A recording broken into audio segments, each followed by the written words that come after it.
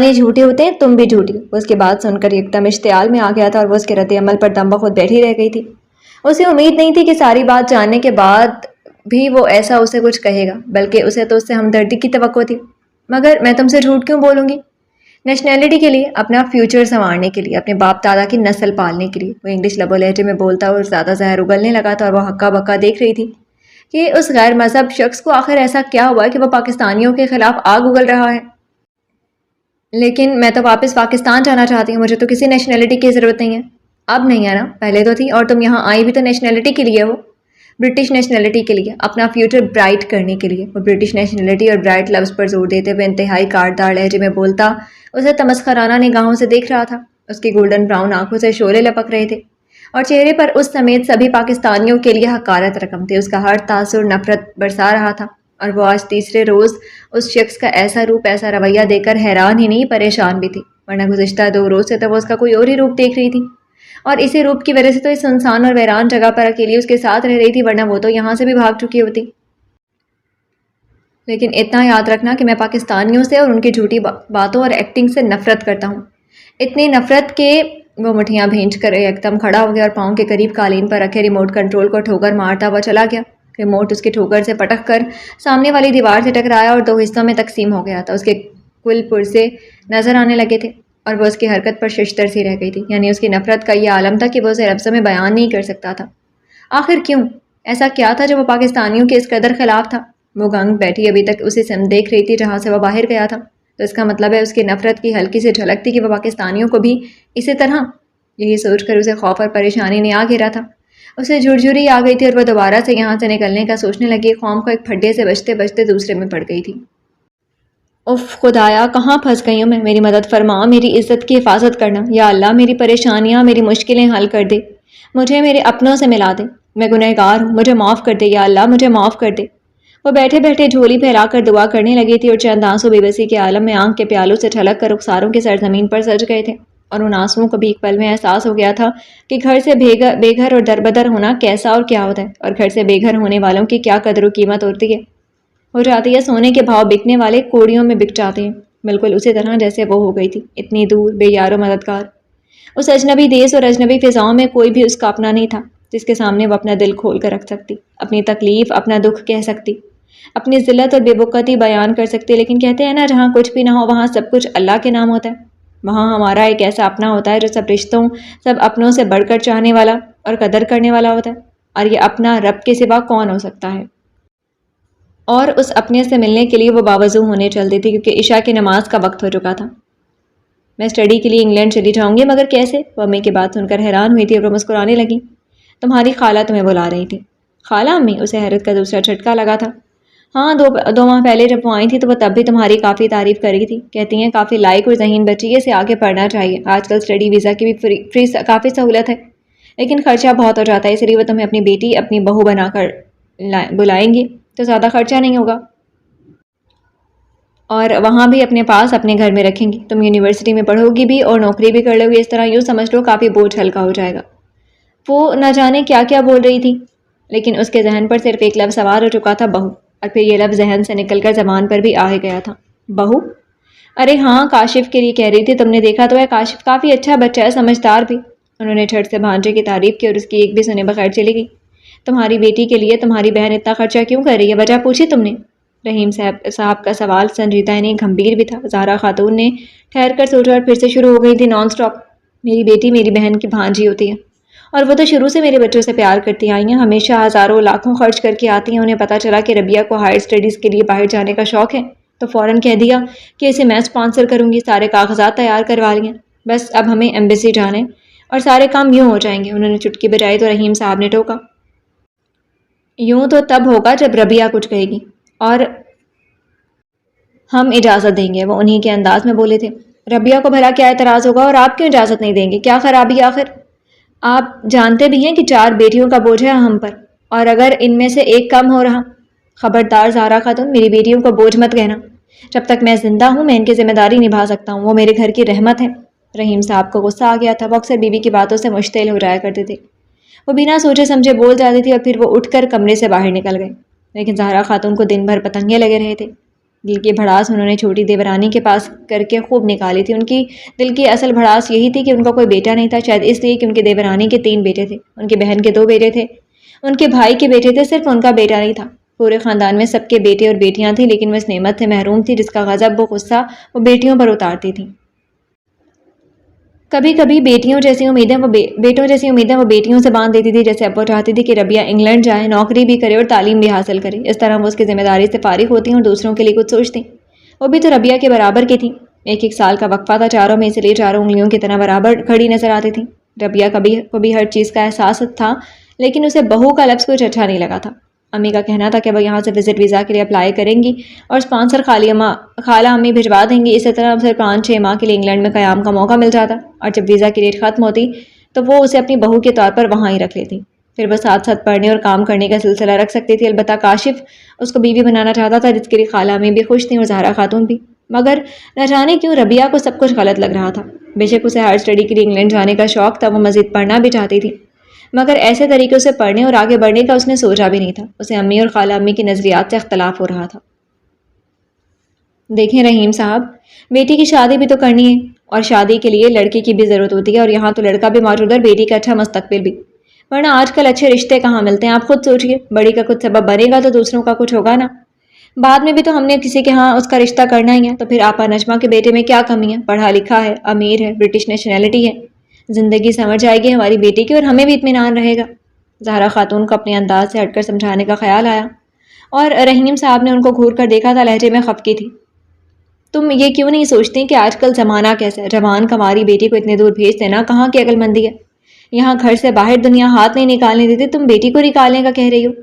تو بیٹی کون سا کسی غیر کے پاس جا رہی ہے؟ ایک ماں کو چھوڑ کر دوسری ماں کے پاس ہی جائے گی نا۔ اس کی اپنی بھی تو جوان بیٹی ہے، میری بیٹی کو بھی اپنی بیٹی سمجھ کر رکھے گی۔ آخر اتنا کچھ کر رہی ہے تو دل میں محبت ہے تو تب ہی نا، ورنہ کون کسی کے لیے اتنی جدوجہد کرتا ہے؟ اور ویسے بھی ربیہ تو اس کی بھانجی بیٹی اور بہو ہوگی، انشاءاللہ ہماری بیٹی عیش کرے گی۔ تعلیم مکمل ہوتی ہی کاشف اور ربیہ کی شادی کر دیں گے، فی الحال تو منگنی کی رسم کریں گے۔ آپ ان لوگوں کا سوچئے جو بیٹیوں پر اعتماد رکھ کر ان کو ہاسٹلز میں بھیج دیتے ہیں، امریکہ اور کینیڈا بھیج دیتے ہیں۔ ہماری بیٹی تو پھر بھی ایک پرتحفظ 4 دیواری کے ایک گھر میں ہی رہے گی، اور کچھ نہ صحیح ماسی بھانجی کا رشتہ تو ہے ہی نا۔ زہرا خاتون نے کچھ اس طرح سارے پوائنٹس شوہر کے سامنے رکھے کہ کچھ دیر کے لیے رحیم صاحب بھی سوچ میں پڑ گئے تھے، اور آخر کار ان کو اپنے اعتراضات واپس لینے پڑے تھے، مگر پھر بھی انہوں نے ربیہ کی مرضی کے بغیر کچھ بھی کرنے سے منع کیا تھا۔ لیکن مقابل زہرا خاتون تھی جو صرف اپنی مرضی چلانا جانتی تھی۔ انہوں نے ربیہ کے احتجاج کے باوجود اس رشتے کے لیے حامی بھر لی تھی۔ اگلی ماہ نجمہ بیگم پاکستان آ گئی تھی بیٹے کی منگنی کے لیے، اور منگنی دھوم دھام سے ہوئی تھی۔ حالانکہ ربیہ نے کافی کوشش کی، ہاتھ پاؤں مارنے کی وجاہتے تھیں کہ اس کی بجائے کسی دوسری بہن کا رشتہ ہو جائے، لیکن نجمہ بیگم کو ربیہ ہی پسند تھی، اور یوں اس کے تمام پیپرز کلیئر کروا کر ویزا اوکے کروا لیا گیا تھا، اور اب واپسی میں انگلینڈ کے سفر میں ربیہ بھی ان کے ساتھ تھی۔ اسے کسی سے کوئی شکایت نہیں تھی، بس اپنی ماں کی جلد بازی اور اپنا بوجھ اتار پھینکنے پر افسوس تھا۔ انہوں نے ایک بار بھی یہ نہیں سوچا تھا کہ ان کی بیٹی جدا ہو جائے گی، اتنے لوگوں سے، اتنے اپنوں سے بچھڑ کر کیسے رہ پائے گی، کیسے جیے گی دیار غیر میں۔ اور جب ایک ماں نے کلیجہ مضبوط کر لیا تھا تو وہ تو تھی ہی ایک بیٹی، ایک پرایا دھن جسے جانا ہی تھا۔ ماں کی گود جیسے نرم گرم سرزمین چھوڑ کر سرد ٹھنڈی اور سپاٹ عورت کی آغوش جیسی جگہ پر آ کر وہ ایسے ہی گمسم ہو گئی تھی جیسے کوئی معصوم بچہ بھرے میلے میں اپنی ماں سے بچھڑ کر ہو جاتا ہے، اور ہر تلاش، ہر کھوج کے بعد مایوس ہو کر اجنبی چہروں کو بھیگی بھیگی پلکوں اور دھندلائی آنکھوں سے دیکھتا ہے۔ یوں لگتا ہے جیسے اس کے ہاتھ سے ماں کی انگلی نہیں، زندگی چھوٹ گئی ہو، کائنات کھو گئی ہو، اس کی زندگی بھی جیسے چھوٹ گئی تھی۔ مگر معاملہ الٹ تھا، کیونکہ اس کی ماں نے اس کا ہاتھ جان بوجھ کر چھوڑا تھا، اور اس اتنے بڑے ہجوم میں اس دنیا کے میلے میں دانستہ اکیلا چھوڑ دیا تھا۔ اگرچہ اس نے کہا بھی تھا کہ وہ ان کے سارے خواب، سارے ارمان پورے کرے گی، کوئی کمی نہیں ہونے دے گی، بس وہ اسے اپنے ساتھ رہنے دے، لیکن انہیں شاید ڈالرز اور پاؤنڈز دیکھنے کی خواہش ہو گئی تھی، اس لیے اسے بھیج کر ہی دم لیا تھا۔ ربیہ کا ہاتھ اپنی بہن کے ہاتھ میں تھما کر وہ مطمئن ہو گئی تھی، لیکن خود ربیہ مضطرب تھی، اسے کہیں سکون نہیں تھا۔ لندن ہیتھرو ایئرپورٹ پر اترتے ہوئے اس کی ملاقات کاشف سے ہوئی تھی، وہ بھی محض کچھ دیر کے لیے، اور انتہائی سرسری، صرف ہیلو ہائی کی حد تک۔ وہ کافی سنجیدہ اور کچھ عجلت میں دکھائی دے رہا تھا۔ Every thing is okay? Najma بیگم نے پوچھا تھا۔ یس موم، وہ گاڑی کا دروازہ کھول رہا تھا۔ موم، یہ جانسن آپ کو ڈراپ کر دے گا، مجھے تھوڑی دیر کے لیے ایک کام سے جانا ہے پلیز۔ وہ ان دونوں کو گاڑی میں بٹھا کر دروازے سے رکا تھا۔ Okay my son, as you wish, وہ مسکرا کر بولی، اور دروازہ بند کر کے سیدھا ہو گیا۔ جانسن کاشف کا دوست ہی نہیں، ان کے سپر اسٹور کا سیلز بوائے بھی تھا، اور سیلز بوائے کے علاوہ بھی وہ بہت کچھ تھا، اور اس بہت کچھ کو نجمہ بیگم کافی اچھی طرح جانتی تھیں، لیکن انہیں صرف اپنے بچوں کی خوشیاں عزیز تھیں، اس لیے روک ٹوک کا لفظ اپنی زندگی سے نکال دیا تھا۔ کاشف چلا گیا اور جانسن نے گاڑی سٹارٹ کر دی۔ पता नहीं रात हो चुकी थी या फिर रात का समा था। बहरहाल हर तरफ सुरमई अंधेरा और जगमगाती रोशनियों का इम्तजाज दिखाई दे रहा था। जिंदगी जैसे इंसानों से निकलकर सड़कों और गाड़ियों का हिस्सा बन गई थी। उन्हें लंदन से मैनचेस्टर जाना था क्योंकि उनकी रिहाइश मैनचेस्टर में थी। अलबत्ता काशिफ लंदन में होता था, इसलिए नजमा बेगम ने हेथरो एयरपोर्ट्स की टिकट्स कंफर्म करवाई थी ताकि वह रबिया से मिल लेता, वरना तो वो इतना मसरूफ होता था कि सैटरडे और संडे को भी बमुश्किल आराम कर पाता था। अभी भी न जाने कहाँ चला गया था और उसके फ्लैट पर जाने का नजमा बेगम कभी सोच भी नहीं सकती थी। आखिर को रबिया साथ ही, इसलिए इतना सफ़र तय करना मजबूरी थी और घर ही आना पड़ा था। उनके पास डुप्लीकेट चाबी थी जिससे लॉक खोलकर वो अंदर आई थी। उनके साथ जॉनसन भी अंदर आ चुका था। तुम थक गई होगी, आराम करो, कल सुबह मिलेंगे। जॉनसन, तुम इसे कमरा दिखा दो, उन्होंने अपना बैग सोफे पर उछालते हुए कहा और साथ ही गर्म जैकेट भी उतार फेंकी। और रबिया को लगा जैसे उन्होंने कोई चोला उतार कर फेंका। वो अपने असल में लौट आई हूँ और वह तब ठटक कर रह गई जब उन्होंने जॉनसन को उसे कमरा दिखाने के लिए कहा। मैं खुद चली जाऊँगी, आप मुझे सिमत बता दें, उसने घबरा कर इनकार कर दिया था। अरे अच्छा जाओ, सबसे लास्ट वाला बेडरूम तुम्हारा, उन्होंने पहले हैरानी से कहा, फिर शायद खुद पर कंट्रोल कर लिया था और रबिया अपने आप को संभालती ऊपर आ गई। जॉनसन अब अपनी मैडम के पास बैठ चुका था और उसे उस वक्त तक यहीं रहना था जब तक लाइबा नहीं आ जाती। वो शॉपिंग के लिए गई हुई थी और यूँ रबिया की आमद का पहला दिन तमाम हुआ। फिर दूसरा दिन शुरू हुआ। वो भी कुछ मुख्तलिफ नहीं था क्योंकि अगले दिन भी घर में कोई नज़र नहीं आया था सिवाय नजमा बेगम के, जो कहीं जाने की तैयारी कर रही थी। तो मुड़ गई। चलो अच्छा हुआ किचन में सब कुछ रखा हुआ, अपने लिए नाश्ता बना लो, मैं रात को वापस आऊँगी, एक दोस्त की पार्टी में जाना है। और हाँ, दरवाज़ा बंद कर लो, यहाँ चोरियाँ बहुत ज़्यादा होती हैं। वो उस वक्त मगरबी लिबास में मलबूस बेहद मॉडर्न और यंग लग रही थी और रबिया हैरत अदा से खड़ी उनको टिक टिक करते हुए ज़्यादा देखती रही। पाकिस्तान में तो वह नफीस शलवार सूट और दुपट्टे में मलबूस नजर आती थी। गोरी चिट्टी रंगत किसी भी जेवर और आराइश से पाक चेहरा लिए वो इंतहाई सोबर सी खातून लगती थी। लेकिन यहाँ एक ही रात में उसे हल्का सा चक्कर आया, फिर अपने आप को संभालना पड़ा और उनकी ताकीद के मुताबिक तेज़ी से बढ़कर दरवाज़ा लॉक कर दिया था। वो भूख के बावजूद भी नाश्ता नहीं बना सकी थी। वो तो बस यही सोच रही थी कि माँ समेत उस फैमिली के 6 अफराद थे, 2 बेटे और 3 बेटियाँ, लेकिन अभी तक उसने माँ के सिवा किसी को भी घर पर नहीं देखा था। कैसी हो रबिया? वो टीवी लाउंज में बैठी टीवी के ना जाने कौन से पुर्जे पर नजरें जमाए खोई हुई थी जब काफ़ी करीब से काशिफ की आवाज़ सुनाई दी। वो कॉफ़ी का भाप उड़ाता मग हाथ में लिए उसके सामने वाले सोफे पर बैठ चुका था। वो चौंक कर सीधी हुई थी। लगता है बोर हो गई है। वो शायद लंदन से रात को ही आया था। ये उनकी एक हफ्ते के बाद दूसरी मुलाकात थी और ये एक हफ्ता उसने अकेले ही गुजारा था। काशिफ की बात पर वो चुप रही तो वो कुछ और संजीदा हो गया। अलबत्ता उस दफ़ा लहजे में अपनायत का इजाफा हो चुका था। क्या बात है, इतनी चुप क्यों? कोई परेशानी है? मुझे यहाँ आए हुए एक हफ्ता हो चुका है लेकिन अभी तक मेरा एडमिशन नहीं हो सका, बल्कि एडमिशन तो दूर की बात है, खाला अम्मी ने इस टॉपिक पर कोई बात ही नहीं की। और अब 3 दिन से वो स्कॉटलैंड गई हुई है, ना आगे की खबर है ना पीछे की। मैं यहाँ फारिग बैठकर हाथ पर हाथ धरने के लिए नहीं आई, मैं पढ़ने के लिए आई हूँ और यही सोचकर मैं सचमुच काफ़ी परेशान हूँ। काशिफ के ज़रा से इस्तफसार पर वो फ़ौरन सब कुछ कह गई थी। जवाबन वो कुछ पुरसोच हो गया था और खाली मग टेबल पर रखकर सीधा होकर बैठ गया था। एडमिशन तो तुम्हारा अभी नहीं हो सकता। उसके बाद पर उसने चौंक कर देखा। अंदाज इस्तफामिया था। जिस यूनिवर्सिटी में तुम एडमिशन लेना चाहती हो वहाँ एडमिशन के लिए तुम्हें 2 माह इंतजार करना पड़ेगा क्योंकि आजकल हॉलीडेज़ मनाए जा रहे हैं और यूनिवर्सिटी के मुख्तलिफ डिपार्टमेंट्स ट्रिप के लिए गए हुए हैं, जिसकी वजह से यूनिवर्सिटी के तकरीबन 70 ब्लॉक्स बंद पड़े हैं। सो आराम करो, एंजॉय करो। काशिफ ने बात के आखिर में कंधे उचकाए और ज़रा खुशगवार मूड से कहा, लेकिन 2 माह में तो मैं यहाँ बैठे बैठे पागल हो जाऊँगी। वो परेशान हो उठी और काशिफ उसकी बात समझकर मुस्कुरा दिया था। वो 2 दफ़ा पाकिस्तान जा चुका था और 2 दफ़ा ही उसने रबिया को घर के काम काज करते और पढ़ते हुए देखा था। अलबत्ता वो काफ़ी कम गो थी, अपने घर में भी कम ही बोलती थी, लेकिन उसके मुकाबले में बाकी तीनों काफ़ी बातूनी थी और काशिफ खुद काफ़ी ठहरे हुए पुरसकून मिजाज का बंदा था, इसीलिए उसे रबिया का मिजाज काफ़ी अच्छा लगा था। वो बहुत आम सी होकर भी खास लगती थी और तभी उसने रबिया को लाइफ पार्टनर बनाने का सोचा था, जिसका इजहार नजमा बेगम से किया तो वो न जाने क्यों खुश हो गई थी। अरे तुमने तो मेरे दिल की बात कही थी, मुझे भी रबिया जैसी लड़की की ही ज़रूरत थी। चलो अच्छा, तुम्हारा शौक भी पूरा हो जाएगा, मशरक़ की बीवी का, और हमारा काम भी हो जाएगा। काशिफ उनकी काम वाली बात को नहीं समझ सका था और फिर उन्होंने खुद ही सारे काम तय करके रबिया को यहाँ बुला लिया था। हालांकि काशिफ ने उन्हें रोका भी था कि अभी रबिया को मत बुलाएं, अभी मैं शादी की पोजीशन में नहीं हूँ, मगर वो उसे मंगेतर बना कर ले आई थी। उन्होंने मंगनी भी कर डाली और वो अभी तक समझ नहीं पा रहा था कि ये सब अच्छा हुआ या बुरा। दरअसल उसका मिजाज, उसकी फितरत अपने बहन भाई और माँ से कदरे मुख्तलिफ थी। बाप की बचपन में ही वफात हो चुकी थी और उन्हें माँ ने ही पाला पोसा था और अब वो औलाद को पाल पोस कर खुद ऐश कर रही थी, मुकम्मल ऐश बगैर किसी रोक टोक के। और यही हाल उनके बाकी बच्चों का भी था, जिनके ऐश ही ऐश थे।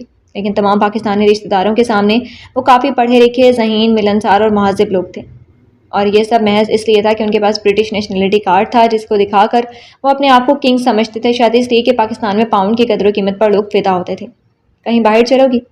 शाम 7 बजे वह नमाज पढ़कर अपने बेडरूम से बाहर आई तो काशिफ तैयार खड़ा था। पहले तो वो कुछ झिझकी, फिर पलटकर कमरे में गई और अपनी चादर उठाकर ले आई। इतनी बड़ी चादर के बजाय तुम दुपट्टा या स्कार्फ वगैरह भी ले सकती हो। गाड़ी निकालते हुए उसने उसकी बड़ी सी चादर पर नजर डाल कर मशवरा दिया था। स्कार्फ मेरे पास है नहीं और घर से बाहर दुपट्टा लेने की मुझे आदत नहीं। मैं हमेशा कहीं जाऊँ तो चादर लेकर जाती हूँ। दुपट्टा और स्कार्फ तो काफ़ी छोटे होते हैं, उसने वजाहत से जवाब दिया था। काशिफ सर हिलाकर रह गया। जो कम बोलती थी अब कम से ज़्यादा बोलने लगी थी। शायद बातों की और लोगों की कमी ने उसे ऐसा बना दिया था। वो बोलना चाहती थी, वो सुनना चाहती थी, लेकिन सद अफसोस कि वो भी कम गो था। खैर, तन्हाई और अकेलेपन से तो 1000 दर्जे बेहतर था। मेरा ख्याल है तुम्हें इस माहौल में रहने और एडजस्ट करने में बहुत वक्त लगेगा, वरना मैंने ऐसी लड़कियों को भी देखा है जो एक रोज़ आती हैं और दूसरे रोज़ छा जाती हैं। वो अपने रंगढंग एयरपोर्ट की हदूद में ही छोड़ आती हैं और कोई पहचान नहीं पाता कि ये वही लड़की है जो कल आई थी और आज। काशिफ ने बात अधूरी छोड़ी और रबिया तल्खी से मुस्कुराई। वो लड़कियां नहीं होती, लड़कियों के नाम पर धब्बा होती हैं, और आप जानते होंगे कि धब्बा बहुत ज़्यादा रोशनियों में आकर तो और ज़्यादा वाज़े नज़र आने लगते हैं, वो भी रोशनियों में आकर रोशन हो जाती हैं। इंतहाई धीमे लहजे में कही गई बात पे काशिफ हैरत से उसे देखता रह गया था। कितनी गहरी बात कही थी उसने। आओ कुछ शॉपिंग करते हैं। एक शॉपिंग मॉल के सामने गाड़ी पार्क करते हुए वो नीचे उतर गया था और वो भी अपनी तरफ का दरवाज़ा खोलकर उतर आई थी। प्लीज़ नाउ इनफ, ये किसी अंग्रेज़ लड़की की आवाज़ थी और आवाज़ में जलाई हुई थी। रबी बेसाख्ता ही रबिया ने गर्दन तिरछी करके देखा। 2 लड़कियां और 4-5 लड़के पार्किंग में खड़े जीप के बोनट पर बैठे ड्रिंक करने में मसरूफ़ थे, और वो लड़की एक लड़के से बोतल छीन रही थी। वो शायद ज़्यादा पी चुका था। रबिया उसे सिर्फ साइड पोस्ट ही देख सकती। वो गाड़ी की स्क्रीन पर नीम दराज हो रहा था। रबिया क्या देख रही हो? ये सब कुछ तो यहाँ जगह जगह नजर आता है, किस किस को देखोगी? काशिफ के बात पर वो चौंकी और फिर शर्मिंदा हो गई। मैं वो नहीं देख रही जो आप समझ रहे हैं, मैं तो सिर्फ ये देख रही थी कि ये लोग भी एक दूसरे को किसी चीज़ से मना करते हैं। रबिया को सचमुच हैरत हुई थी कि वह लड़की उस लड़के को शराब पीने से रोक रही थी। काशिफ उसकी बात सुनकर मुस्कुराया था। वो उसे मना नहीं कर रही, बल्कि उसको होश में रखना चाहती है कि अगर वो ज़्यादा पी गया तो उस लड़की से गाफिल हो जाएगा, और वो उसे अपने आप से गाफिल नहीं करना चाहती। आखिर वो उसका बॉयफ्रेंड है और कल संडे है, उनको देर तक सोने की इजाज़त है, इसलिए आज रात देर तक जागने का इरादा होगा, जो बगैर होश आवाज़ के तो पूरा नहीं होगा। काशिफ की बात से वो मज़ीद शर्मिंदा हुई थी और वहाँ से हटने में ही आफियत जानी थी। शॉपिंग मॉल के अंदर आकर उसकी आंखें चुंधिया गई थीं। के लिए होती हैं और दूसरों को दिखाने वाली चीज़ पर भी दूसरों का हक होता है, और हक मारना उनके नज़दीक बुरी बात थी। इतनी बुरी कि वो लोग बर्दाश्त नहीं कर सकते थे, इसलिए सब कुछ सामने रख देते थे दूसरों का हक समझकर। ये जैकेट कैसा है? काशिफ ने मतवजह किया। वह सैंडल देख रही थी। वो एक लेडी जैकेट थी और काशिफ उसकी पसंद पूछ रहा था। अच्छा है, लेकिन प्लीज़ मैं अभी कोई भी चीज़ खरीदने का इरादा नहीं रखती। आपको अपने लिए कुछ खरीदना है तो? ये तुम खैरों जैसी बातें क्यों करती हो? हम कज़न हैं, मंगेतर हैं, और सबसे बड़ी बात कि मेहमान और मेज़बान भी हैं, और मेज़बान पर फ़र्ज़ होता है कि वह मेहमान की ज़रूरत का ख्याल रखें। और इस वक्त मेरा ख्याल है कि तुम्हें गर्म कपड़ों की ज़्यादा ज़रूरत है। तुमने शायद गौर नहीं किया कि तुम सर्दी से कांप रही हो। काशिफ ने दिलचस्पी से कहा, और रबिया ने सचमुच अपने आप को देखा। वो सिर्फ गर्म स्वेटर पहने हुए भी हाथ पांव ठंडे हो रहे थे, और फिर उसके इनकार के बावजूद उसने उसे ढेर सारी शॉपिंग करवाई थी और वो उसे रोकती ही रही। मगर वो कह रहा था कि ऐसा मौका और फुर्सत बार बार नहीं मिलती, इसलिए वो उसके कई महीनों और हफ्तों के लिए शॉपिंग कर रहा था। प्लीज़ अब बस करें, काफ़ी हो गया। उसने बिलाकर उसे सख्ती से रोक दिया था। ठीक है, अब रेस्टोरेंट चलते हैं, तुम्हें अच्छा सा खाना खिलाते हैं। वो आखिर मान ही गया और कोट की जेबों में हाथ डालते हुए उसके हमरा आगे बढ़ा था, और सीढ़ियाँ उतरते हुए उसे किसी ने पुकार लिया था। काशिफ! उसने पीछे मुड़कर देखा। एक लड़की और 2 लड़के काशिफ के करीब आ गए थे। रबिया, तुम गाड़ी में बैठो, मैं आता हूँ। उसने गाड़ी की चाबी निकाल कर रबिया की सिन बढ़ाई और वो सारी लाकर सीढ़ियाँ उतर गई। सामने तो पार्किंग था, इसीलिए वो मुतमईन थी।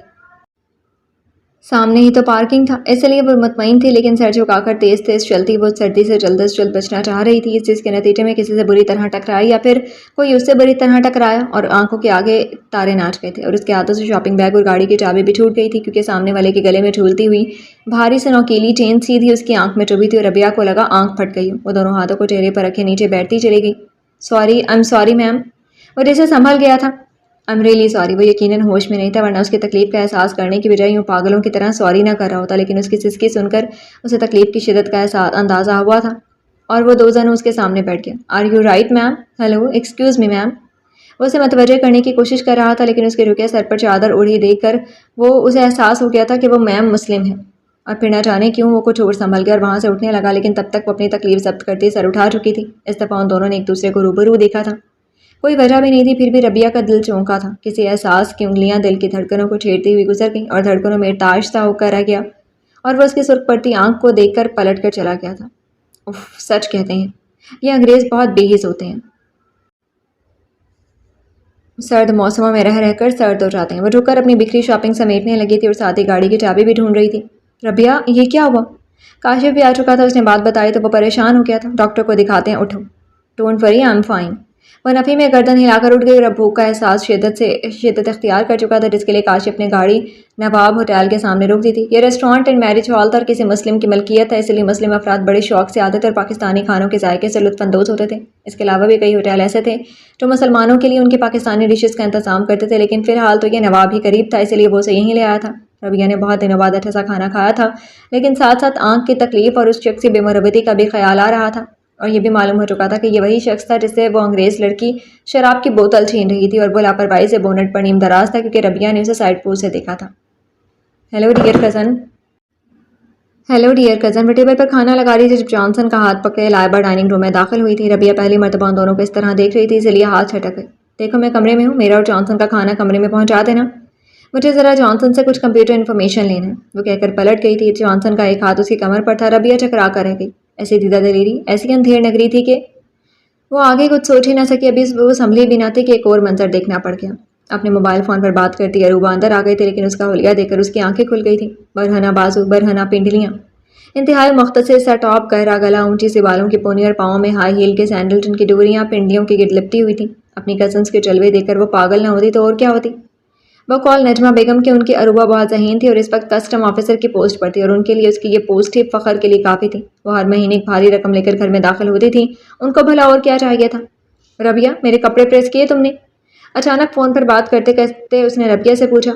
جی، آدھا گھنٹہ پہلے اروبہ نے فون کر کے کہا تھا کہ اس کی میکسی پریس کر دی جائے، وہ گھر آ رہی ہے اور اسے کسی پارٹی میں جانا ہے، اور ربیہ نے فوراً یہ کام کر دیا تھا، بلکہ یہ تو کئی دنوں سے ہو رہا تھا۔ وہ گھر کے کاموں میں انوالو کر دی گئی تھی، کوئی کپڑے پریس کرنے کے لیے کہتا، کوئی دھونے کو کہہ دیتا، کسی کا کمرہ گندا ہو رہا ہوتا تھا اور کسی کو بھوک لگ رہی ہوتی تھی، اور ان سب چیزوں کا حل تھا ربیہ۔ وہ ربیہ رحیم جو اپنے وطن سے اتنی دور محض پڑھنے کے لالچ میں آئی تھی اور اپنی ماں کی ضد سے مجبور ہو کر آئی تھی۔ اب اس کی ماں فون پر پوچھتی کہ کیسی ہو، تو وہ جواباً سب اچھا ہے کہہ کر چپ ہو جاتی، اور اس کے کم عقل ماں سب اچھا ہے پہ مطمئن ہو جاتی تھی، اور یہ بھی نہ جان پاتی کہ جہاں سب اچھا ہے کا سگنل ملتا ہے وہاں کچھ بھی اچھا نہیں ہوتا، کہیں نہ کہیں کمی ضرور ہوتی، کیونکہ رب تعالیٰ نے اس دنیا میں اپنی ذات اور اپنے پیارے محبوب صلی اللہ علیہ وسلم کی شخصیت کے علاوہ کچھ بھی سب اچھا نہیں بنایا۔ سب کو ایک کمی بخشی ہے تاکہ انسان اس کمی کو دور کرنے کے لیے اچھے سے اچھا اور نیک سے نیک اعمال کرتا رہے، لیکن یہاں انسان برے سے برا اور بد سے بد اعمال کرنے کی سمت گامزن تھا، اور یہ بھی بھول گیا تھا کہ آسمان کے اوپر رب رہتا ہے اور زمین کے نیچے قیامت، اور اوپر رہنے والا رب کسی بھی وقت زمین کے اندر سے قیامت اٹھا کر انسان کی ہستی کا تختہ پلٹ سکتا ہے۔ اور اس تختے کو سوچ کر اسے جھرجھری آ گئی تھی۔ میرا کھانا، لائبہ سیڑھیوں کے پاس آ کر چینکی تھی اور وہ کچن میں بھاگی۔ آنٹی، 2 ماہ تو ہو چکے ہیں میرے ایڈمیشن۔ آج نجمہ بیگم گھر پر تھیں اور ربیہ نے ان سے فائنل بات کرنے کی ٹھان لی تھی۔ ارے ہو جائے گا، پریشان کیوں ہوتی ہو، اب تو تمہیں یہیں رہنا ہے نا، پھر فکر کیسی؟ ان کے انداز میں لاپرواہی سی تھی۔ لیکن آنٹی مجھے واپس بھی تو جانا ہے، ہمیشہ یہیں تو نہیں رہنا۔ کیوں واپس کیوں جانا ہے؟ تم کاشف کے منگیتر اور جہاں کاشف رہے گا تم بھی تو وہیں رہو گی نا، انہوں نے خفگی کا اظہار کیا۔ مگر آنٹی دیکھو، مجھے زیادہ بحث کرنے والے لوگ پسند نہیں ہیں، جب کہہ دیا کہ تمہارا ایڈمیشن ہو جائے گا تو پھر ہو جائے گا۔ انہوں نے اس کی بات کاٹ دی اور وہ حیرت زدہ سی رہ گئی، ان کے چہرے پر بیزاری سی تھی، لیکن پھر بھی وہ ہمت نہیں ہاری۔ تو یوں فارغ بیٹھنے سے تو بہتر ہے کہ آپ مجھے کہیں جاب دلا دیں، پھر میں خود ہی ایڈمیشن کا بندوبست کر لوں گی۔ جاب؟ اب کی بار انہوں نے چونک کر اسے سر تپا دیکھا، کچھ کہنے کا ارادہ ترک کر دیا۔ ٹھیک ہے، تم شام کو تیار ہے نا، تمہیں جاب چاہیے، مل جائے گی، وہ کہہ کر اپنے بیڈ روم میں چلی گئی، اور ربیہ کو کچھ تسلی ہوئی کہ مفت روٹیاں توڑنے سے تو بہتر تھا کہ وہ کوئی کام کر کے پیٹ بھر لیتی۔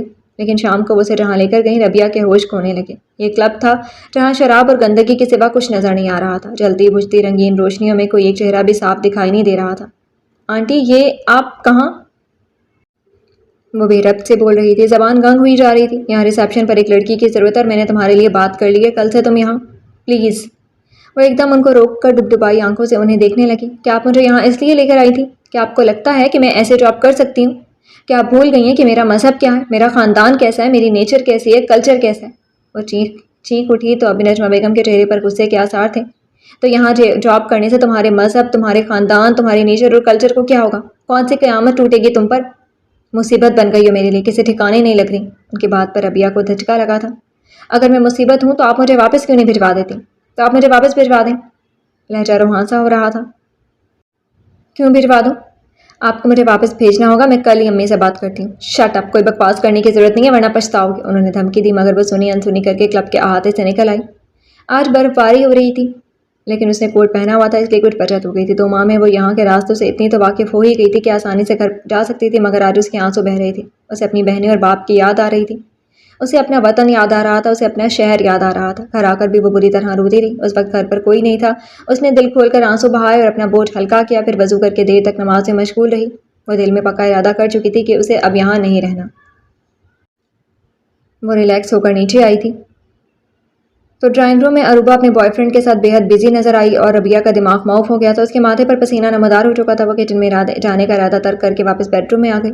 اگلے روز وہ دن بھر پاکستان کال کرتی رہی مگر کسی نے فون ریسیو نہیں کیا تھا۔ مسلسل 3 گھنٹے ٹرائی کرنے کے بعد اس نے ریسیور کریڈل پر ڈال دی اور اتنے میں باہر ڈور بیل بج اٹھی۔ مجبوراً اٹھ کر دروازہ کھولنا پڑا تھا۔ اسے نجمہ بیگم یا پھر لائبہ اور جانسن کی آمد کی توقع تھی، لیکن یہاں تو کوئی اور ہی نظر آ رہا تھا۔ آپ کون؟ وہ پوچھ رہی تھی کہ یکدم ذہن میں دھماکہ ہوا کہ نجمہ بیگم کا بیٹا بابی تھا جو کاشف اور عروبہ سے چھوٹا تھا، لیکن ربیہ اسے روبرو پہلی مرتبہ دیکھ رہی تھی۔ البتہ تصویروں میں اکثر دیکھا ہوا تھا۔ وہ یقیناً نشے میں تھا، اسی لیے اسے نظر انداز کرتا اندر آ گیا، مگر آدھے گھنٹے بعد شاور لے کر وہ کچن میں آیا تو ربیہ کو دیکھ کر ٹھٹکا تھا اور ربیہ اس کے دیکھنے کے انداز پر ٹھٹک گئی تھی۔ اے کون ہو تم؟ انگلش میں پوچھا گیا۔ ربیہ، وہ آہستگی سے بولی۔ ہوں ربیہ، یور کزن ربیہ رحیم، لیکن وہ پھر بھی اسے الجھی نظروں سے دیکھ رہا تھا۔ اسے اپنی ماں بہنوں کی خبر نہیں تھی، کزن کی کیا خاک ہوتی۔ میں کاشف کی منگیتر ہوں، پاکستان سے آئی ہوں۔ اس نے اس کی نظروں سے بچنے کے لیے تعارف کی نوعیت بدل ڈالی۔ اوہ بھاب، وہ ہونٹ سکیڑتا ہوا اب اور زیادہ استحقاق سے دیکھنے لگا۔ ان ٹچ لگتی ہو، وہ اس کے چہرے پر پھیلی خفگی دیکھ کر خباثت سے بولا۔ شٹ اپ، وہ تڑک کر بولی تو بوبی قہقہہ لگا کر ہنس پڑا۔ دیسی نشہ بڑی جلدی بھڑک جاتا ہے، سنا تو تھا لیکن دیکھ پہلی مرتبہ رہا ہوں۔ وہ اس کے قریب جھکا، ربیہ اچھل کر دور ہٹی تھی اور پھر کب بوبی کی نظر بدلی اور کب ربیہ جذباتی ہو گئی کچھ پتہ نہ چلا۔ عقل تو تب ٹھکانے آئی جب اس نے اپنا بچاؤ کرنے کے لیے بڑا سا لوہے کا ڈنڈا اٹھا کر بوبی کے سر پر دے مارا تھا۔ دراصل وہ شراب پی کر اس کے پیچھے ڈرائنگ روم میں چلا آیا تھا اور خطرناک گھناؤنے عزائم لے کر اس پر جھپٹا، مگر وہ بچنے کے لیے، لیکن اس وقت وہ اکیلی تھی اور بچاؤ کا کوئی اور راستہ بھی نہیں تھا، اسی لیے اسے کسی ہتھیار کا سہارا لینا پڑا تھا۔ مگر وہ سر کی چوٹ کھا کر اور زیادہ مشتعل ہوا تھا۔ جیسے دوبارہ آگے بڑھا، ربیہ نے پوری قوت سے دوسرا وار کر دیا تھا اور پھر خون کا فوارہ پھوٹ نکلا۔ بوبی دو زنوں قالین پر گرا اور ربیہ کی آنکھیں پھٹ گئی تھی۔ وہ نشے کی وجہ سے اپنا بچاؤ نہیں کر سکا تھا، لیکن گھر میں داخل ہوتی لائبہ بوبی کو دیکھ کر چینخ اٹھی تھی۔ اس نے پورا گھر سر پر اٹھا لیا تھا اور جیسے ہی اس نے پولیس کو فون کیا، ربیہ ہوش میں آ گئی اور اسے وہاں سے بھاگنے میں ہی لمحہ لگا تھا۔ ایک دن میڈونا کو اپنی بیوی بنا کر چھوڑوں گا۔ آئی لو میڈونا، آئی لو۔ کوئی دیوانہ اپنے دوستوں کو اپنی دیوانگی دکھا رہا تھا۔ وہ سینما ہال سے نکل کر آ رہے تھے، مجھے تو نکل کے بغیر کوئی بھاتا ہی نہیں۔ وہ یہ دوسرا دیوانہ تھا اور میں کیٹ ونسلٹ کے ساتھ ایک دفعہ ٹائٹینک کی تاریخ دہرا کر چھوڑوں گا۔ تیسرے نے بھی ہوائی اڑائی۔ یار میں برٹنی کو بھی پسند کرتا ہوں اور شیڈ کے بارے میں بھی دل بےتاب ہے، کیا کروں آخر؟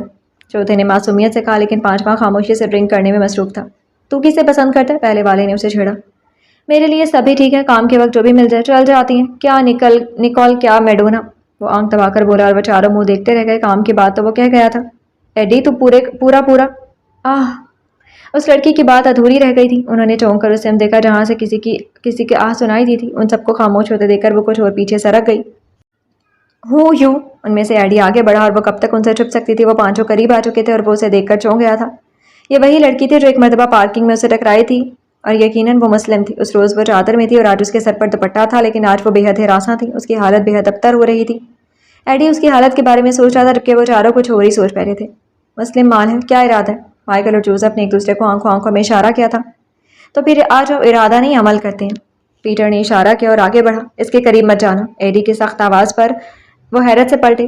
وٹ؟ ان کو اچھمبا ہوا۔ میں کہہ رہا ہوں کہ جو کچھ تم سوچ رہے ہو اسے بھول جاؤ، واپس آؤ۔ لیکن کیوں؟ ان کو ایڈی کے رکاوٹ ڈالنے پر حیرت ہوئی تھی۔ میں نے کہہ دیا، کیا یہ کافی نہیں ہے؟ لیکن تم کیوں کہہ رہے ہو، یہی تو پوچھ رہے ہیں۔ پیٹر کا لہجہ ناگوار ہو چکا تھا، ماتھے پر شکنیں پڑ گئی تھی۔ کیا اس لیے کہ یہ لڑکی مسلم ہے؟ مائیکل کو بھی اس کی مداخلت بری لگی تھی۔ میں نہیں جانتا کہ وہ لڑکی مسلم ہے، لیکن میں تمہیں غلط حرکت نہیں کرنے دوں گا۔ وہ اپنی بات پر قائم تھا۔ اگر تم اس لڑکی کو نہیں جانتے پھر تم ہمیں روک بھی نہیں سکتے۔ پیٹر آگے بڑھا تھا۔ پیٹر، میں تمہیں شوٹ کر دوں گا۔ وہ ایڈی چیخا تھا۔ تم ہمارے ساتھ مل کر کرسچن لڑکیوں کے ساتھ عیاشی کر سکتی ہو تو ہم کیوں نہیں؟ آج تمہیں ہمارے ساتھ مل کر اس لڑکی کے ساتھ وہی کچھ کرنا ہوگا جو کچھ تم کرسچن لڑکیوں کے ساتھ کرتی ہو۔ پیٹر نے پلٹ کر اسے وارننگ دی اور ایڈی نے غصے سے بپھرتے ہوئے ہاتھ میں پکڑی شراب کی بوتل پیٹر کے سر پر دے ماری جو چھناکے سے ٹوٹ کر بکھری تھی، اور پھر وہ چاروں اس پر چھپٹ پڑی۔ ان سے کچھ فاصلے پر کھڑی ربیہ خوف سے تھر تھر کانپ رہی تھی۔ وہ تو پہلے ایک جرم کی مرتکب ہو چکی تھی، اب دوسرا گلے پڑ گیا تھا۔ اسے اپنا آپ ان بے رحم فضاؤں میں بکھرتا ہوا محسوس ہونے لگا اور جیل کی سلاخیں تصور کے پردے پر ناچنے لگی تھی۔ نجمہ بیگم اب اس کے خون کی پیاسی لگ رہی تھی جو اس کو ڈھونڈ کر یقیناً اسے چیٹ پھاڑ ڈالتی اور اب یہاں دنگا فساد۔ ایڈی کو مائیکل اور جوزف کے حوالے کر کے پیٹر اور ڈینی ربیہ کی سمت لپکے تھے۔ اس نے بھاگنے کی کوشش کی مگر اس کا دوپٹہ پیٹر کی سمت گرفت میں اٹک گیا تھا۔ تب وہ شخص جو اس کی خاطر اپنے ہی دوستوں سے لڑ رہا تھا جارحانہ انداز سے پیٹر کو پیچھے گھسیٹتا لے گیا، اس کا سر گاڑی کے بونٹ پر دے مارا۔ پیٹر کے حواس گم ہو گئے۔ بھاگو! اس نے ہاتھ بڑھا کر ربیہ کا ہاتھ تھاما اور اندھا دھند بھاگتے ہوئے سینما کے احاطے سے نکل آیا تھا کیونکہ مائیکل نے پولیس کو انفارم کر دیا تھا اور جوزف اور ڈینی ان کے پیچھے بھاگے تھے مگر وہ ربیہ کو اپنی گاڑی میں دھکیل کر گاڑی سٹارٹ کر چکا تھا۔ ان کے پیچھے بہت سے سائرن سنائی دینے لگے تھے، وہ گاڑی میں ہی لڑک گئی تھی۔ اسے ہوش آیا تو پہلی نظر اسی شخص پر پڑی تھی۔ وہ سامنے والے صوفے پر نیم تراس لیٹا تھا۔ وہ یکدم تڑپ کر اٹھی تھی اور اس کی تڑپ وہ بھی آنکھیں کھول کر سیدھا ہو گیا تھا۔ کیا نام ہے تمہارا؟ وہ اپنے مخصوص انگلش لب و لہجے میں پوچھ رہا تھا۔ ربیہ رحیم، اس نے کچھ پریشان اور کھوئے ہوئے لہجے میں بتایا۔ جو کچھ وہ دیکھ آئی تھی اب اور کچھ برداشت کرنے کا حوصلہ نہیں تھا کیونکہ سامنے ایک بالکل اجنبی اور غیر مسلم آدمی بیٹھا تھا اور وہ بھی ایک کمرے میں۔ تو تم مسلم ہو؟ وہ اپنے شک کو یقین کا پیراہن پہنتے دے کر گہری سانس کھینچ کر رہ گیا تھا۔ جی ہاں میں مسلم ہوں، اس نے اس دفعہ اعتماد سے جواب دیا کیونکہ بات مذہب کی پوچھی گئی تھی۔ کہاں سے آئی ہو؟ پاکستان سے۔ اوہ شٹ! وہ سن کر جسے چٹک گیا تھا لیکن اس سے پہلے کہ وہ مزید کچھ تفتیش کرتا اس کا موبائل بج اٹھا تھا۔ یس مام! وہ اپنی ماں سے بات کرتا باہر نکل گیا تھا، پھر تقریباً 10 منٹ بعد واپس اندر آیا۔ اس وقت ہمیں یہاں رکنا پڑے گا، میں کسی کام سے جا رہا ہوں، کچھ دیر تک آ جاؤں گا۔ رائٹ سائڈ میں کچن ہے، کھانے کو کچھ مل جائے گا، کھا لینا۔ Okay bye. وہ دروازے کے ہینڈل پر ہاتھ رکھ کے انفارم کرتا فوراً پلٹ کر چلا گیا تھا اور ربیہ ننگے پاؤں اس کے پیچھے بھاگی تھی۔ سنو! وہ بیرونی ڈور لاک کرنے والا تھا جب اس کی آواز پر رک گیا اور سر اٹھا کر سامنے سیڑھیوں پر کھڑی ربیہ کو دیکھا۔ میں کال کرنا چاہتی ہوں، مجھے اپنے پیرنٹس سے بات کرنی ہے۔ اوکے کر لینا لیکن اس گھر کا فون ڈیڈ پڑا ہے، میں واپس آ رہا ہوں تو موبائل سے کر لینا۔ وہ کہہ کر چلا گیا اور ربیہ وہیں سیڑھیوں سے بیٹھتی چلی گئی تھی۔ قسمت اسے دھکیلتی ہوئی نہ جانے کہاں سے کہاں لے آئی تھی۔ لوگوں کو زندگی کا بھروسہ نہیں ہوتا مگر اسے اپنی عزت کا بھروسہ نہیں رہا تھا۔ کب کون سا عقاب جھپٹ پڑتا اسے دھڑکا سا لگ گیا تھا۔ جب اپنی ہی خالہ کا بیٹا عزت کا دشمن ہو بیٹھا تھا تو دوسروں پر کیسا اعتماد؟ غیر تو پھر غیر ہوتے ہیں اور وہ بھی یوں پرائے دیس میں کون حفاظت کرتا ہے کسی اور کی عزت کی؟ سبھی کو اپنی ذات سے مطلب ہوتا ہے لیکن یہ شخص نہ جانے کون تھا جو اس کی خاطر اپنے دوستوں سے دشمنی مول لے کر اس کے آنچل کو داغدار ہونے سے بچا گیا تھا اور نہ چاہتے ہوئے بھی اس پر آئے شخص کو اپنے ماننے کو دل آنکھوں سے وہ کسی احساس کا، کسی رشتے کا، کسی بے نام تعلق کا عکس دیکھ چکی تھی اور اس عکس سے دل دامن چھڑا لیتا۔ ناممکن۔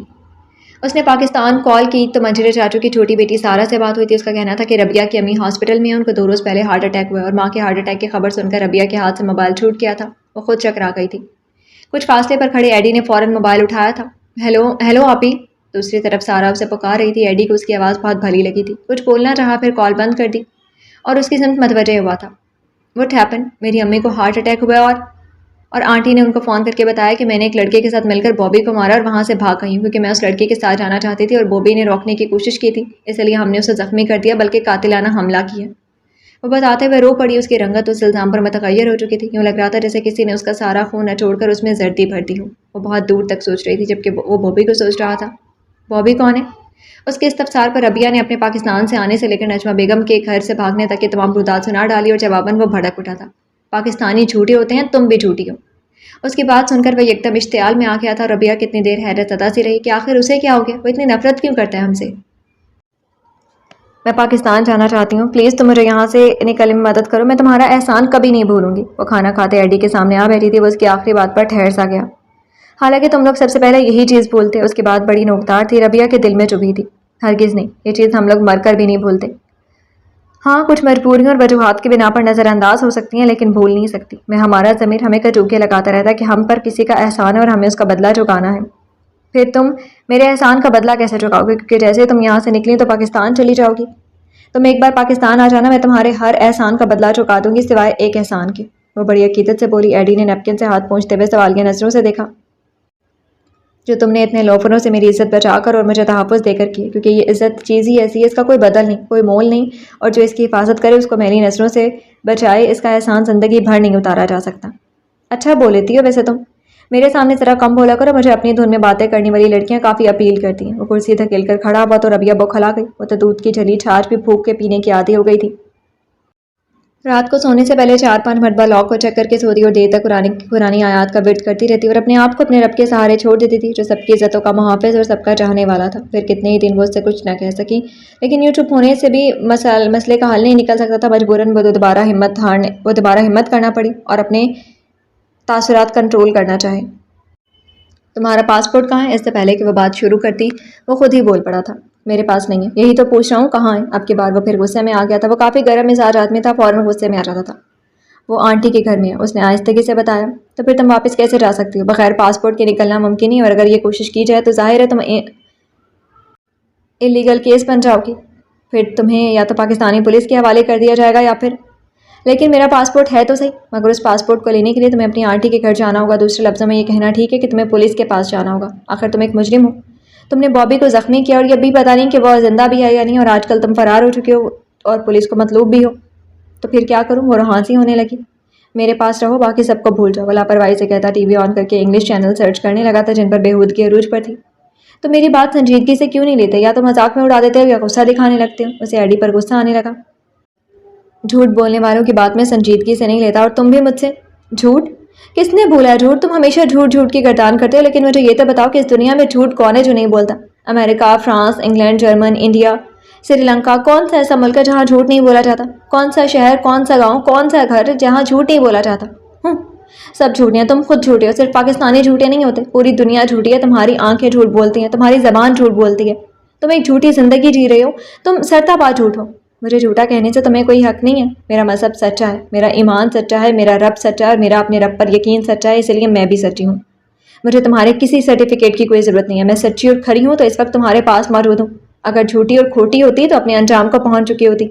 بابی سے بچنا میری اپنی ہمت تھی, لیکن تمہارے دوستوں سے بچ جانا تمہاری ہمت ہے, کیونکہ تمہیں میری سچائی اور پاکیزگی کی خاطر اللہ تعالیٰ نے میری مدد کے لیے بھیجا تھا.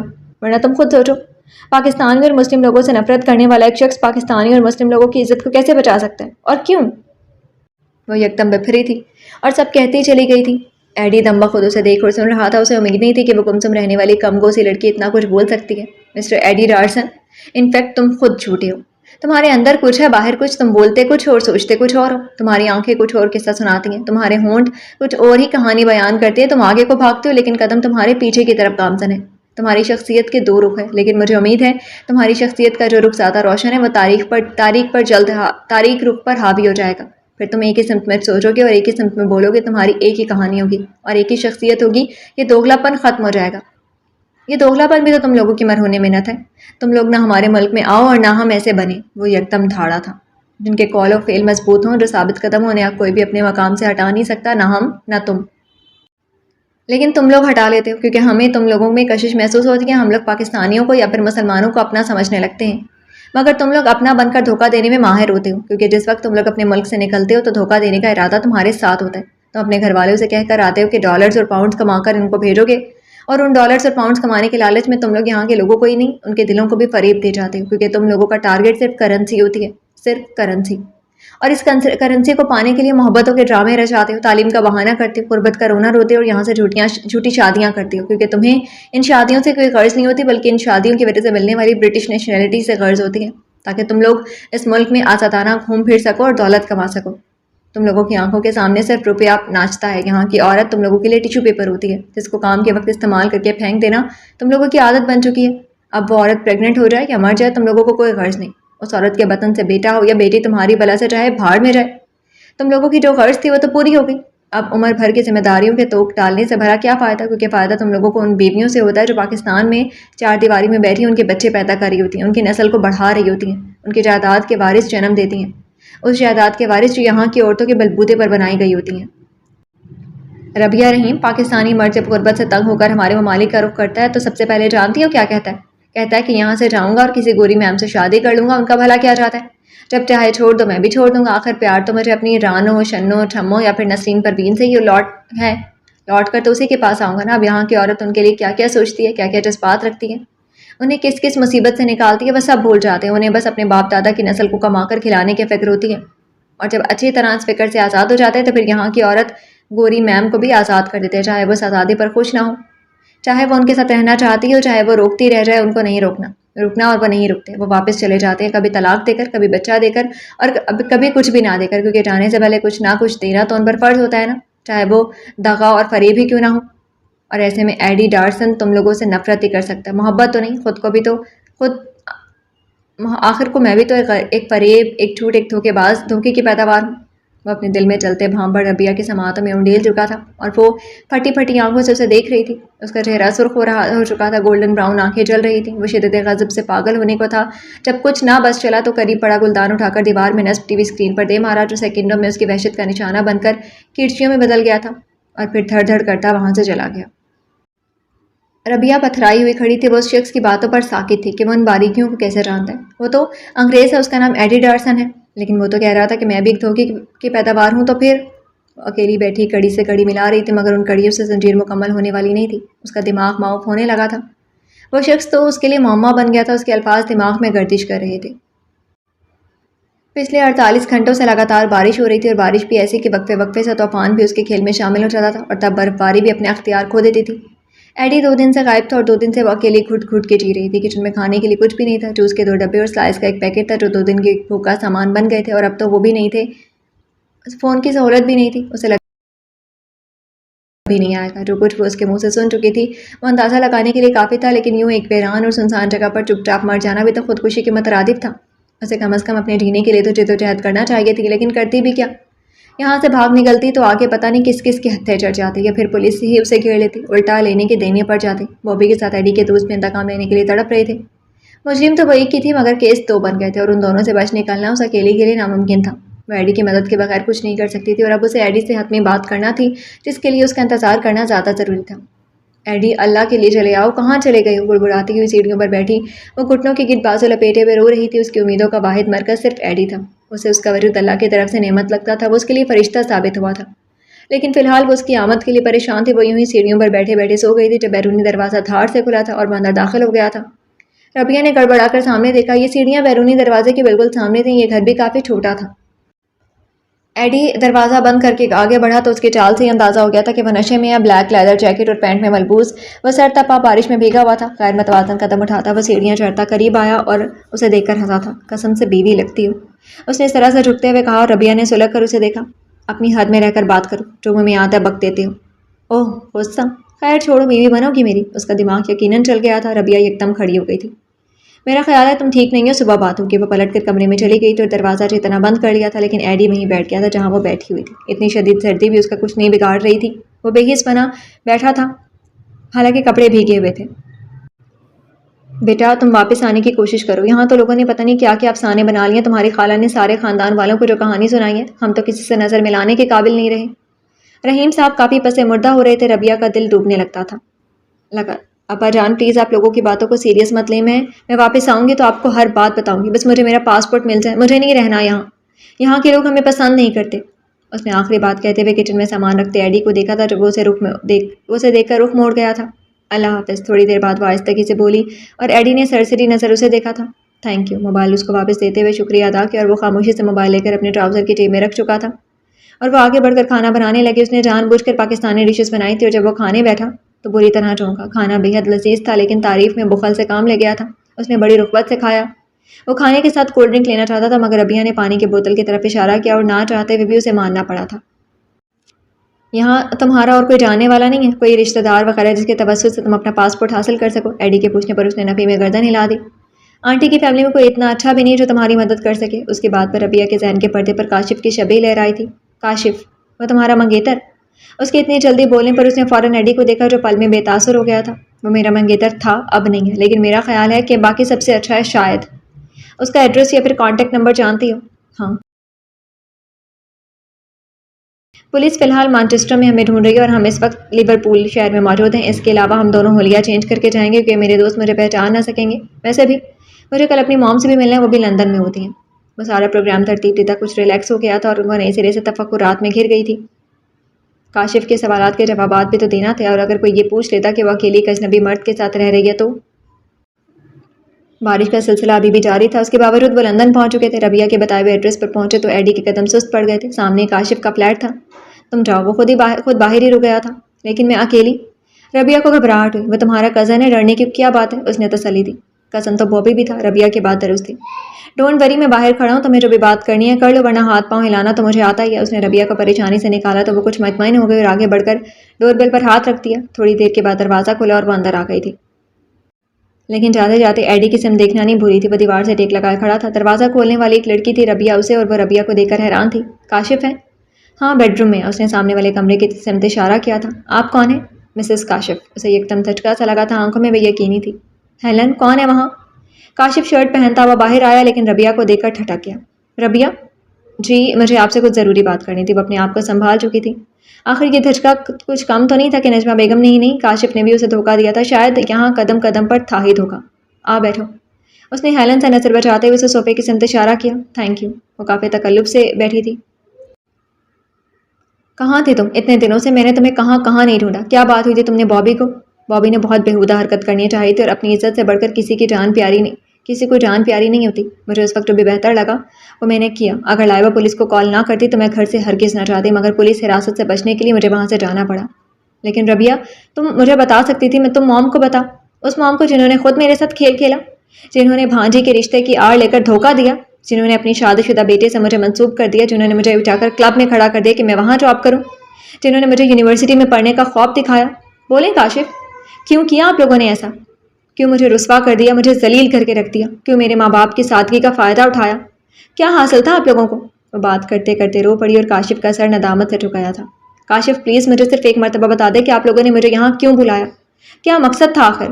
وہ روتی ہوئی چیخ اٹھی تھی. پلیز کول ڈاؤن، میں بتاتا ہوں تمہیں. تم یہ پانی پیو. اس نے تیزی سے پانی کا گلاس ربیہ کی سمت بڑھایا. نہیں مجھے کچھ نہیں چاہیے، بس میری بات کا جواب دیں. اس نے پانی پینے سے انکار کر دیا. دیکھو ربیہ، یہ ایک ایسا ملک ہے جہاں کوئی کسی کا ملازم نہیں ہوتا. میرا مطلب ہے کہ گھروں میں کوئی نہ کوئی صفائی ستھرائی کرنے والا، نہ برتن اور کپڑے دھونے والا، نہ ہی کھانا پکانے والا. سب کو اپنا کام خود کرنا پڑتا ہے، لیکن مصروفیت اتنی ہوتی ہے کہ کام کے وقت بھگدڑ سی مچ جاتی ہے. جبکہ پاکستان میں تو گھر کے کام کرنے کے لیے ہر ایج اور ہر کام کے ملازم مل جاتے ہیں اور آسانی رہتی ہے. لوگ پرسکون رہتے ہیں. اور یہی پرسکونی دیکھ کر موم کو خیال آیا کہ کیوں نہ ان کے گھر میں بھی کوئی کام کرنے والا ہو. اور تب ان کی کسی دوست نے بتایا کہ وہ اپنی بھتیجی کو پاکستان سے بہو بنا کر لائیں ہیں اور وہ گھر کے سارے کام سنبھال لیتی ہے اور وہ خود آزاد ہو گئی ہیں. دراصل یہاں رہنے والے لڑکے لڑکیاں پڑھتے اور کام کرتے ہیں، اس لیے وہ بھی کام سے کترا جاتے ہیں. اکثر ہوٹلنگ ہوتی ہے، کپڑے دھونے کے بجائے پھینک دیے جاتے ہیں، ڈسپوزیبل برتن استعمال ہوتے ہیں، ماہانہ وار گھر کی صفائی ہوتی ہے. یوں بہو اور وہ بھی مشرقی بہو کے آ جانے سے ان کے سارے کام، سارے مسئلے حل ہو جاتے ہیں.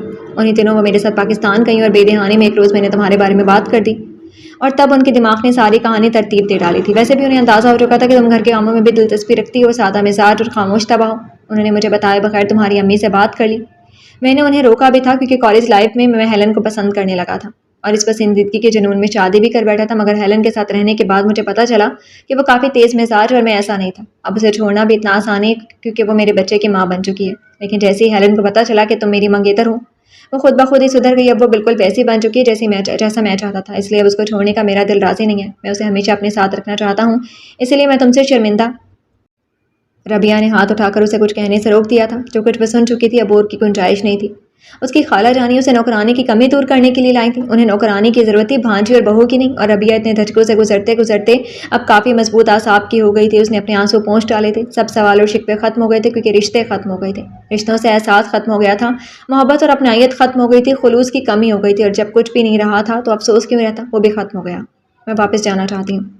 یہ تو بہت اچھی بات ہے، تم اپنی زندگی نئے سرے سے شروع کر سکتی ہو. کاشف کو خوشی ہوئی. لیکن میرا پاسپورٹ میرے پاس نہیں ہے.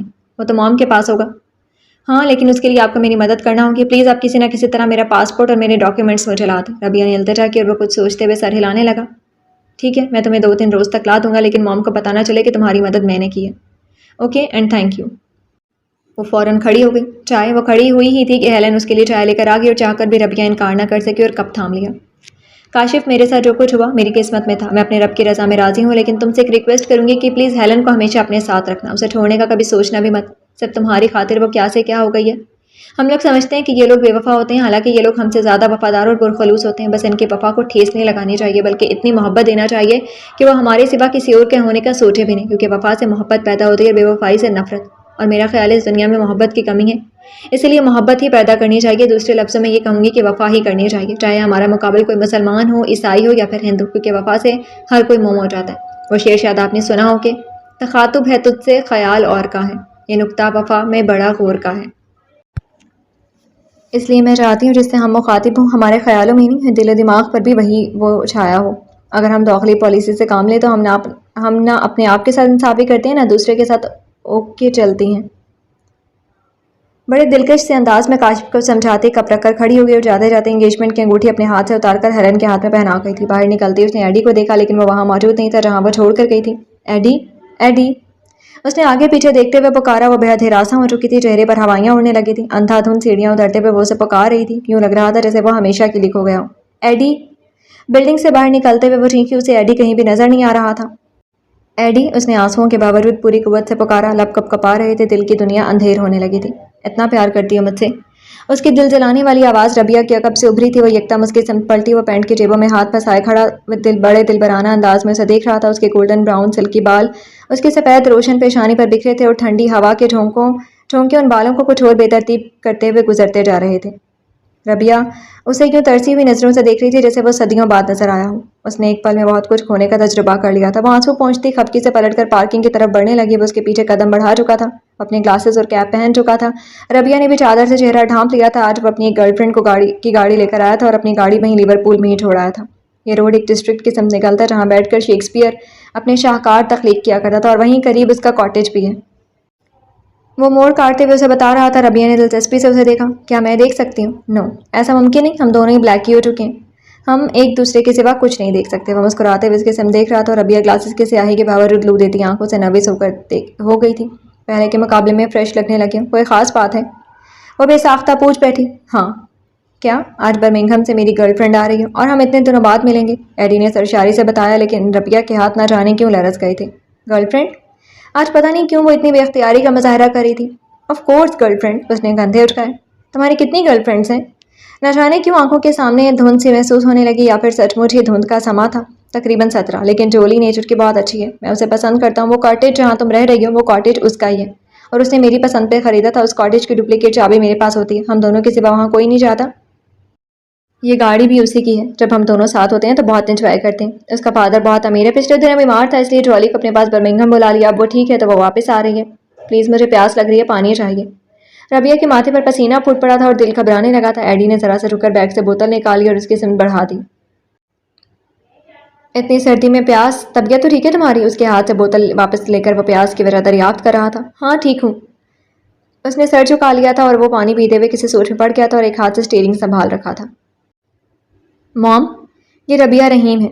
उसने अपनी माँ से उसका तारुफ करवाते हुए बेहद सरसरी अंदाज अपना लिया था और निगाहें भी चुरा ली थी। रबिया रहीम, आर यू मुस्लिम? जेनिफर का लहजा बेयकीन था। वो तस्दीक चाह रही थी। यस आई एम मुस्लिम। रबिया उनकी हैरत पर हैरान थी। आखिर मुस्लिम होने पर इतनी हैरानी क्यों थी? लेकिन यह अक्ता बाद में खुला था कि वो उसके मुस्लिम होने पर हैरान नहीं थी, बल्कि एक मुस्लिम लड़की के साथ एडी को देखकर हैरान थी, जो शायद मुस्लिम और पाकिस्तानी लोगों से नफरत करता था। और उन्हें यकीन नहीं आ रहा था कि आज वही एडी खुद एक पाकिस्तानी लड़की के साथ है। और इसी बात पर तो वो खुद भी कितनी ही बार हैरान हो चुका था कि आखिर ऐसी क्या बात है जो वो बाकी सबकी तरह रबिया रहीम को भी नज़रअंदाज नहीं कर सका, बल्कि उसके लिए उससे भी ज़्यादा मतफक्र रहता था और वो अपनी फीलिंग समझने से कासिर था। जो काम पहले कभी नहीं किए थे वो सब कर रहा था। कौन सा ऐसा जज्बा, कौन सी ऐसी कशिश थी जो उसे अनचाहे काम करने पर मजबूर कर रही थी? वो जान नहीं पा रहा था। जेनिफर अपनी बेटी की इस तब्दीली पर चौंक सी गई थी। पाकिस्तान में कौन से शहर में रहती है? उन्होंने टेबल पर खाना लगाते हुए पूछा। इस्लामाबाद में। जेनिफर के हाथ से प्लेट छूटी और टेबल पर गिरकर ही दो हिस्सों में बट गई। रबिया परेशान हो चुकी थी, लेकिन एडी इत्मीनान से सर झुकाए सलाद उठा कर खाता रहा। Are you all right aunty? Rabia ने जेनिफर का हाथ थाम लिया और इतनी अपनायत पर एडी और जेनिफर ने बैक देखा और शायद उन्हें आंटी की तवक्को नहीं थी। आई एम फाइन, आप बैठे, मैं खाना लगा देती हूँ। नहीं माई सन, तुम मेहमान हो, बैठो। एडी से नजर चुरा कर किचन में चली गई। लगता है तुम अपनी मॉम का ख्याल नहीं रखते। रबिया की बात पर उसने काटदार नजरों से रबिया को देखा। इन्होंने खुद अपना ख्याल नहीं रखा और मैं इनकी इस एडी उनको आता देकर चुप हो गया। फिर खाने के दौरान रबिया जानबूझकर जेनिफर से बातें करती रही, जबकि वो हनूज ऑफ मोड के साथ खामोशी से खाना खाता रहा था। क्या आज हम यहाँ नहीं रुक सकते? वापसी के लिए पर तोलते देखकर रबिया ने एडी को रोकना चाहा, लेकिन आज तो उसकी गर्लफ्रेंड आ रही थी। वो भला कैसे रुक सकता था? अगरचे जेनिफर का दिल चाह रहा था कि रबिया उनके पास रुक जाए और वो उससे बातें करे, मगर एडी ने सख्ती से मना कर दिया था। पीटर वगैरह जानते हैं कि मेरी मॉम लंदन में होती है और मैं संडे को उनसे मिलने आता हूँ, इसलिए वो कल ज़रूर इंक्वायरी करेंगे। पहले भी वो एक दफ़ा यहाँ पहरा देकर जा चुके हैं, इसलिए मैं संडे के बजाय आज ही आ गया। Okay mom, C you next time. वह तफसील से समझा कर बोला और रबिया जेनिफर के गले मिलकर रुखसत हुई थी। I love you my sun, Jennifer ने रबिया को प्यार करते हुए कहा और वो गाड़ी तक छोड़ने आई थी। वापसी पर दोनों खामोश थे, लेकिन लिवरपूल के हदूद में दाखिल होते ही रबिया घबरा गई। क्या हुआ? एडी ने उसकी नज़रों के ताक़ुब में देखा। वो लाइबा और जॉनसन। उसने हैवी बाइक पर सवार जॉनसन और उसके पीछे तकरीबन लिपट कर बैठी लाइबा की तरफ इशारा किया। वो एक स्टॉल के करीब खड़े थे। तुम जॉनसन को जानती हो? हाँ, वो आंटी के घर आता था, लेकिन उसके अंदाज इसके काम मशकूक होते थे। वो ज़्यादातर लाइबा के साथ नजर आता था और बहुत कम बोलता था। इतने अरसे में एक दफ़ा भी उसने मुझसे बात नहीं की और ना ही वो नज़रबाज लगता था। कुछ अजीब सा है। जॉनसन मेरा दोस्त। कैसे जानते? उसे हैरत में आ घेरा था। وہ مانچسٹر کی ایک مشہور خاتون ہے، ان کا اپنا کلب ہے، جانسن اس کلب کا ہیرو ہے۔ اس کے علاوہ تمہاری آنٹی کے سپر اسٹور پر بھی کام کرتا ہے اور ان کی بیٹی لائبہ اس ہیرو کی عاشق ہے۔ تم نے اسے خاموشی میں دیکھا لیکن اندر سے بڑے خطرناک ارادے رکھتا ہے۔ یوں سمجھ لو عنقریب وہ تمہارا بدلہ لے لے گا، وہ نجمہ میڈم کو بھکاری بنا کر رکھ دے گا، کیونکہ نجمہ میڈم کے چھوٹے بیٹے نے جانسن کی بیوی کا قتل بھی کیا تھا۔ اب وہ پلیز بس کرو ایڈی، میں پاگل ہو جاؤں گی۔ اس نے ایڈی کو روک دیا تھا تو وہ خاموش ہو گیا۔ گھر پہنچے تو جولی پہلے سے موجود تھی اور پھر ان دونوں کو ملتے دیکھ کر ربیہ سے مزید ٹھہرا نہ گیا تھا۔ وہ تقریباً بھاگتی ہوئی بیڈ روم میں چلی گئی تھی۔ اس کا دماغ آج پھوڑے کے مانند دکھ رہا تھا، لیکن ایڈی آج بڑا خوش تھا۔ نیچے میوزک فل والیوم میں سے بج رہا تھا اور وہ جانتی تھی کہ وہ اپنے ملن کو سیلیبریٹ کر رہے تھے۔ آج کی رات ان کی رات تھی، ان کے پاس باتیں تھی، کہہ کہے تھے، نشہ تھا، مدہوشی تھی۔ بس ایک چیز نہیں تھی، محبت، جو دلوں کو پرنور بناتی ہے، جو فاصلوں کو مٹاتی ہے، جو بیگانوں کو اپنا بناتی ہے، جو روحوں کو سرشار رکھتی ہے، کبھی تھکنے نہیں دیتی، کبھی ہارنے نہیں دیتی، کسی کا برا نہیں چاہتی اور نہ ہی برا کرتی ہے۔ ناراض ہو؟ گاڑی سٹارٹ کرتے ہوئے وہ اس سے پوچھ رہا تھا۔ ربیہ کے حلق میں آنسوؤں کا گولا اٹک گیا، وہ کچھ بھی نہ کہہ سکی۔ میں کیا پوچھ رہا ہوں؟ ناراض ہو مجھ سے؟ میں تم سے بھلا کیوں ناراض ہونے لگی؟ میرا اور تمہارا رشتہ ہی کیا ہے سوائے انسانیت کے؟ وہ اپنے آنسو دل پر گرانے لگی تھی۔ کیا تم پورے یقین سے کہہ رہی ہو کہ ہمارے درمیان صرف انسانیت کا رشتہ ہے؟ ہاں، تم نے میرا اتنا خیال رکھا، میری مدد کی، میرا ساتھ دیا، بلکہ میرے لیے اتنا سب کچھ کیا۔ میں سب جانتا ہوں میں نے کیا کیا ہے، تمہیں گنوانے کی ضرورت نہیں ہے، بس جانے دو۔ شاید تمہیں سچ مچ کسی کے دل سے نظر ملانا نہیں آتا، یا پھر میں ہی اتنا ناڑی ہوں کہ مجھے کسی کے دل سے دل ملانا نہیں آتا۔ ایڈی نے کہتے ہوئے افسوس سے سر جھٹکا تھا۔ ربیہ پھر بھی کچھ نہ بولی تھی۔ آج وہ واپس جا رہی تھی اور یہ ان کے ساتھ کے آخری لمحات تھے۔ پچھلے کئی دنوں سے ایڈی جولی کے ساتھ موج مستیوں میں ڈوبا ہوا تھا۔ ضرورت کے وقت ربیہ سے بھی ہیلو ہائی کر لیتا تھا، لیکن زیادہ وقت جولی کے ساتھ گزرتا تھا۔ مگر جیسے ہی ربیہ کی واپسی کا ٹکٹ کنفرم ہوا، ایڈی کے ہوش ٹھکانے آ گئے تھے اور سینے کا قیدی دل بے ٹھکانہ ہو گیا تھا۔ من کے اندر شور مچا تھا، ایسا شور جو چند سال پہلے اس کی ماں جینیفر کے دل میں بھی مچا تھا۔ وہ بھی اپنا ماہیہ گنوا بیٹھی تھی، اس کا ڈھولن بھی لوٹ کر نہیں آیا تھا۔ شاید یہی وجہ تھی کہ ایڈی اتنے دنوں سے اپنا بچاؤ کرتا پھر رہا تھا، لیکن کیا کبھی یوں بھی بچاؤ ہوا کرتے ہیں؟ وارداتیں ہونے پر آ جائیں تو 7 پردوں اور 7 کوٹھڑیوں میں بھی ہو جاتی ہیں۔ یہ تو پھر ایڈی ڈارسن کا دل تھا جو ایسی وارداتوں کو مانتا ہی نہیں تھا، لیکن وہ نہیں جانتا تھا کہ یہ وارداتیں وہاں زیادہ ہوتی ہیں جہاں زیادہ پہرے بٹھا رکھے ہوں۔ تم فارغ کیوں رہتے ہو؟ کام کیوں نہیں کرتے؟ اس نے گھمبیر خاموشی کا تسلسل توڑنے کے لیے بات شروع کی تھی۔ ایڈی جانتا تھا وہ اس بولتی خاموشی سے بچنا چاہ رہی ہے۔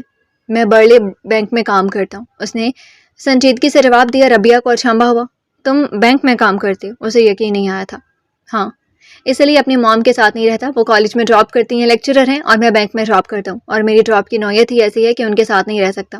ویسے بھی میری پوسٹ مانچسٹر برانچ میں ہے۔ آج کل تو میں فارغ نظر آ رہا ہوں کیونکہ 1 ماہ کی چھٹی پر تھا، اور یہ چھٹی تمہارے نام ہو گئی۔ جس روز تم مجھے ملی اس سے اگلے دن میں لندن اپنی موم کے پاس جانے والا تھا اپنی چھٹیاں گزارنے کے لیے۔ اینی وے، چھٹیاں اچھی گزر گئیں، اس نے استہزائیہ ہنستے ہوئے کندھے اچکائے۔ ایڈی، میرے بارے میں تم سب کچھ جانتے ہو، جبکہ اپنے بارے میں تم نے مجھے بالکل انجان رکھا ہے، اور میں کریدنا بھی نہیں چاہتی، لیکن نہ جانے کیوں صرف ایک سوال پوچھنا چاہتی ہوں، اور تم سے ڈر بھی لگتا ہے۔ وہ گردن موڑ کر ایڈی کو دیکھنے لگی جو ڈرائیونگ میں مصروف بے حد سنجیدہ لگ رہا تھا۔ حالانکہ تم جانتی ہو ڈرتا ہو تو میں ہوں تم سے۔ وہ ربیہ کی آنکھوں میں جھانکتے ہوئے شرارت سے مسکرایا، اور ربیہ اس کی دلکش مسکراہٹ پر تھم سی گئی۔ اسے یوں لگا جیسے وہ بڑی مدت کے بعد بڑے دل سے مسکرایا تھا، اور اس مسکراہٹ کی دلکشی اس کے ارد گرد بکھر سی گئی تھی، اور جب اپنی نظر کی محویت کا احساس ہوا تو چہرہ جھکا لیا تھا۔ اوکے، پوچھو کیا پوچھنا چاہتی ہو؟ وہ بھی سنبھل گیا تھا۔ تمہارے فادر کا نام، وہ کون ہے، کہاں ہوتے ہیں، اور تم؟ پلیز اس بات کو یہیں ختم کر دو، یوں سمجھ لو میرا کوئی باپ نہیں ہے، میں اللیگل ہوں۔ اس نے سختی سے روک دیا اور ربیہ ششدر رہ گئی تھی۔ اتنی بڑی بات وہ کتنی آسانی سے کہہ گیا تھا۔ وہ نہیں جانتی تھی کہ یہ سوال اس نے صرف اس لیے برداشت کر لیا تھا کہ مقابل ربیہ رحیم تھی، کوئی اور ہوتا تو اس کا سر یقیناً ڈیش بورڈ سے ٹکرا دیتا۔ وہ لب بھینچ کر سامنے دیکھ رہا تھا، پھر ایئرپورٹ تک ان کے درمیان خاموشی چھائی رہی۔ جینیفر بھی ربیہ سے ملنے ایئرپورٹ آئی ہوئی تھی، اور ربیہ ان کی اتنی اپنائیت پر اپنی آنکھوں کے گوشے نم ہونے سے نہیں روک پائی تھی۔ ایڈی، تمہاری موم بہت اچھی ہیں، اس کا لہجہ بھیگا ہوا تھا۔ اچھا، تو موم کا بیٹا بھی ہے؟ اس کے برجستہ جواب پر وہ بے اختیار کھلکھلا کر ہنس پڑی۔ ایڈی نظر چرا گیا تھا، دیکھنے کا فائدہ ہی کیا تھا بھلا؟ اناؤنسمنٹ ہو رہی تھی، اگلی فلائٹ اسلام آباد کے لیے پرواز کر رہی تھی، اور اسی فلائٹ پر ربیہ کو جانا تھا۔ ایڈی، تم سچ مچ بہت اچھی ہو، اور میں تمہاری اچھائی کو سلام پیش کرتی ہوں۔ تم سے مل کر مجھے احساس ہوا ہے کہ کچھ لوگ اجنبی، غیر اور ہمارے دشمن ہو کر بھی ہمارے اپنے ہوتے ہیں، جن پر بلا وجہ ہی اعتماد اور یقین ہو جاتا ہے۔ تمہیں پاکستانیوں پر غصہ ہے، نفرت نہیں۔ اگر نفرت ہوتی تو آج یوں باعزت طریقے سے واپس نہ جا رہی ہوتی۔ اور ہاں، جب تمہارا غصہ ٹھنڈا ہو جائے، پڑ جائے، اور تمہیں کسی پاکستانی سے محبت ہو جائے تو مجھے ضرور بتانا، یہ میرا ایڈریس ہے۔ ربیہ نے اپنا ایڈریس لکھ کر اس کی سمت بڑھایا. مجھے کسی پاکستانی سے محبت نہیں ہو سکتی، یہ میرا یقین ہے. دیوانوں کے یقین ایسے ہی ہوتے ہیں. لیکن میں دیوانہ نہیں ہوں، وہ زور دے کر بولا تھا. نہیں ہو تو بہت جلد ہو جاؤ گے، بلکہ کل سے ہی ہو جاؤ گے. پھر تمہارا نام دیوانہ ڈارسن لکھا جائے گا. ہاں، یہ بھول ہے تمہاری، وہ ہنسا تھا. یہ یقین ہے میرا، وہ پر اعتماد لہجے میں بول رہی تھی. اور ہاں، ایک بات یاد رکھنا، ہم پاکستانیوں کو دیوانے بہت اپیل کرتے ہیں. دیوانگی سے پہلے کچھ سوچ لینا. ہم بڑے بڑے پتھروں کو تسخیر کر لیتے ہیں کیونکہ ہمیں خود پر بھروسہ ہوتا ہے. وہ اسے چھیڑ رہی تھی. ایڈی اس کے چہرے کو دیکھ رہا تھا، پھر سر جھٹک کر ہاتھ ملانے کے لیے آگے بڑھایا، لیکن ربیہ نے اس کے ہاتھ کو نظر انداز کر دیا. سوری، میں بھول گیا تھا کہ تم لوگ لڑکیاں شیک ہینڈ نہیں کرتی. اس نے خجل ہو کر کہا. وہ پلکیں جھکا گئی، دل میں غبار سا چھا رہا تھا.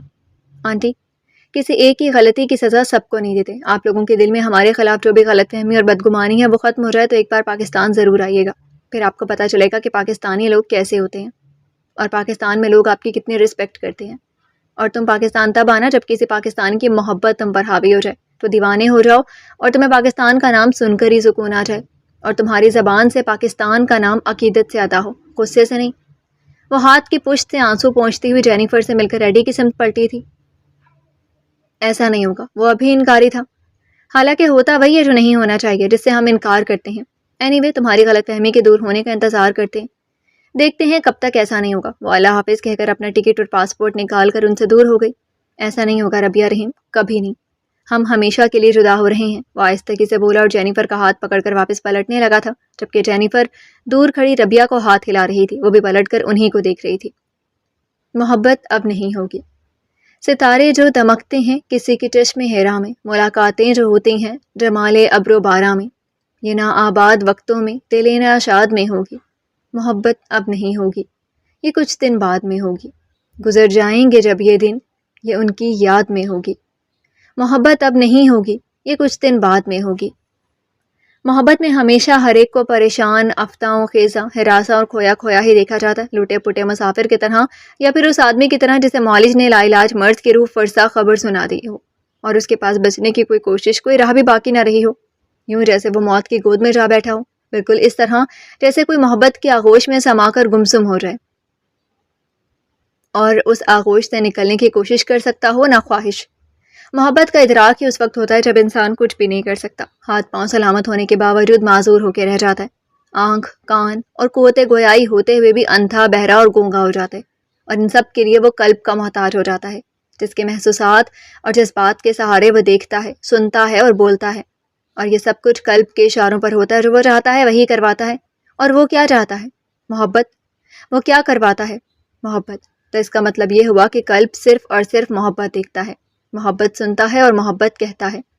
اس کا ان چیزوں کے سوا کوئی چوتھا کام نہیں ہوتا. جہاں کوئی چوتھا کام کرنا پڑ جائے وہاں جان عذاب میں آ جاتی ہے. اچھا بھلا آدمی چکرا کر رہ جاتا ہے. رشتوں کے تقاضے، حالات کے تقاضے اور اپنے معاشرے کے تقاضے الجھا کر رکھ دیتے ہیں، اور ایک اکیلا آدمی تقاضوں کے ایسے ہجوم سے گھبرانے کے سوا اور کیا کر سکتا ہے. لیکن اندر ہی اندر اس کا قلب دھڑکنوں کی ڈور کھینچتا رہتا ہے، اسے اپنی سمت متوجہ کرتا رہتا ہے. کچھ تو اس ڈور کی کاٹ کو سہتے رہتے ہیں اور کچھ اس ڈور سے یا تو کٹ جاتے ہیں یا پھر کاٹ دیتے ہیں. لیکن وہ نہ تو اس ڈور سے خود کٹی تھی نہ کاٹ سکی تھی، بس ابھی تک سہ رہی تھی.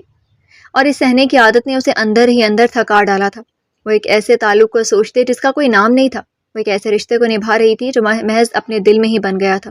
دل سے باہر اسے رشتے کو ماننے والا کوئی نہ تھا، کیونکہ اس رشتے کا کوئی وجود ہی نہیں تھا. اور وہ اس وجود کو یاد کرتے کرتے گھنٹوں ایک ہی ٹک بیٹھی رہتی تھی. اتنے دن گزر گئے تھے اسے دیکھے ہوئے، اتنے مہینے گزر گئے اور اتنے سال بیت گئے تھے اس سے بچھڑے ہوئے. پھر بھی دل ایک ایسا آئینہ بن بیٹھا تھا جس میں سب کچھ ویسے کا ویسا نظر آتا تھا، مگر دھڑکنوں کی پورش یورش کہتی تھی دل کی باتوں پر مت جاؤ. بہت وقت بیت گیا، اب تو وہ بھول ہی چکا ہوگا کہ کوئی ربیہ رحیم زندگی میں آئی تھی. اور دھڑکنوں کا یہ سب فاک سچ ربیہ رحیم کو بے کل ہی کر دیتا تھا. وہ اتنی مصروف زندگی میں یہ سچ سوچ کر ہی کام چاہتی تھی.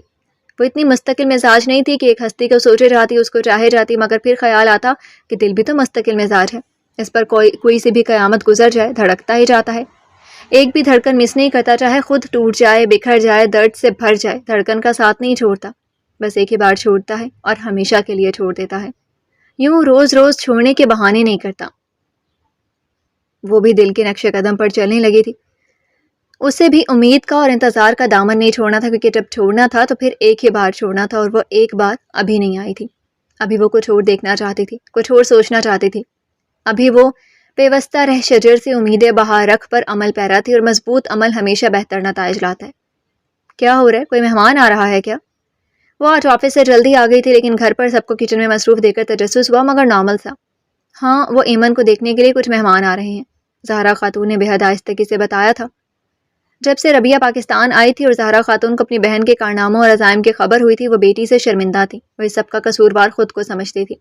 انہوں نے یہ بیٹیوں کے بوجھ کو کم کرنے کے لیے سوچا تھا اور بیٹی کے ہاتھوں ڈالرز کھانے چاہے تھے، لیکن الٹا لوگوں کی لعنت کھانی پڑ گئی تھی، اور بیٹی کی زندگی پر بھی دھبا لگ گیا تھا، کیونکہ لوگوں نے ربیہ کی واپسی کو بڑے مشکوک رنگ دیے تھے۔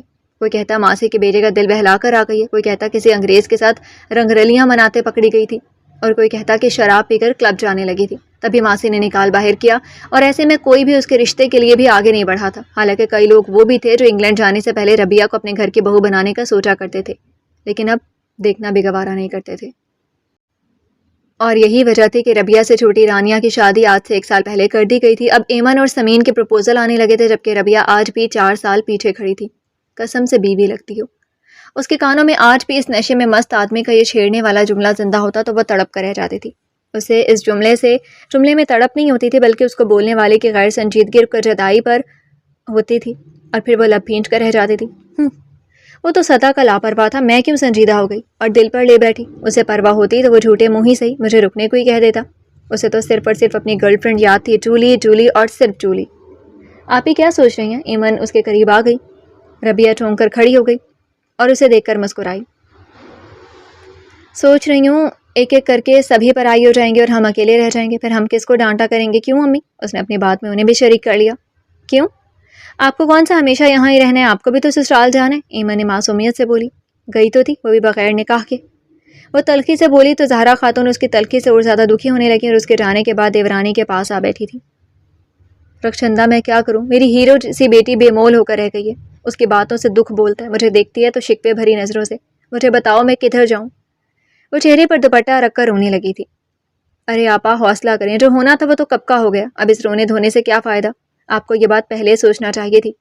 یوں کسی پر اعتبار کر کے جوان کنواری بیٹی کو کون اتنی دور پرائے دیس بھیجتا ہے؟ آج کل تو بیٹیوں کو آس پڑوس میں بھیجنے کو دل نہیں مانتا، وہ تو پھر 7 سمندر پار کی بات تھی۔ اب آپ یہی دیکھ لیں، آفتاب نے کتنی ضد کی امریکہ جانے کی، مگر میں ایک نہیں مانی، ابھی بھی پیچھے پڑا ہوا ہے۔ مگر توبہ، اپنی اولاد اپنے ہاتھوں سے گنوانے والی بات ہے۔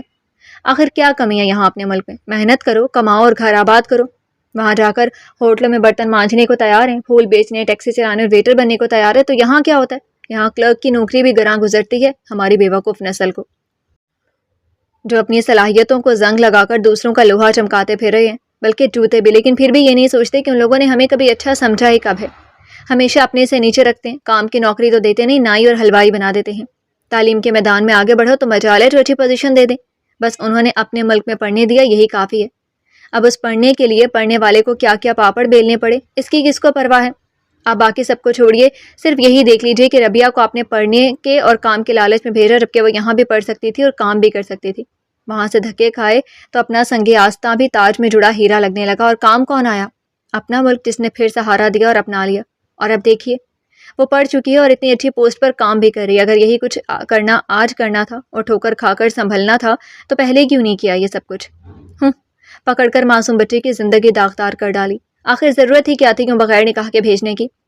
ہم نے تو اس لیے نہیں روکا کہ آپ کو برا لگے گا، آپ سوچیں گے ہم آپ کی بہن کی مخالفت کر رہے ہیں۔ حالانکہ آفتاب نے اور اس کے ابو نے بھی اعتراض کیا تھا کہ ربیہ کو اس طرح نہیں بھیجنا چاہیے تھا۔ خیر اللہ سب اچھا کرے گا، کوئی بہتری ہوگی کہ وہ واپس خیر خیریت سے آ گئی، اور ان سے بھی بچ گئی ہے جو عمر بھر کے لیے گلے پڑنے والے تھے۔ اللہ سے دعا کریں، وہ ماؤں کی دعا بہت قریب سے سنتا ہے۔ رخشندہ چچی نے زہرا خاتون کو سمجھایا اور ان کے آنسو پہنچے۔ اب سنبھلنے اور خاموش ہونے کے علاوہ ان کے پاس چارہ ہی کیا تھا بھلا؟ لیکن اس کی شادی کا سوچ کر وہ ہول اٹھتی تھیں۔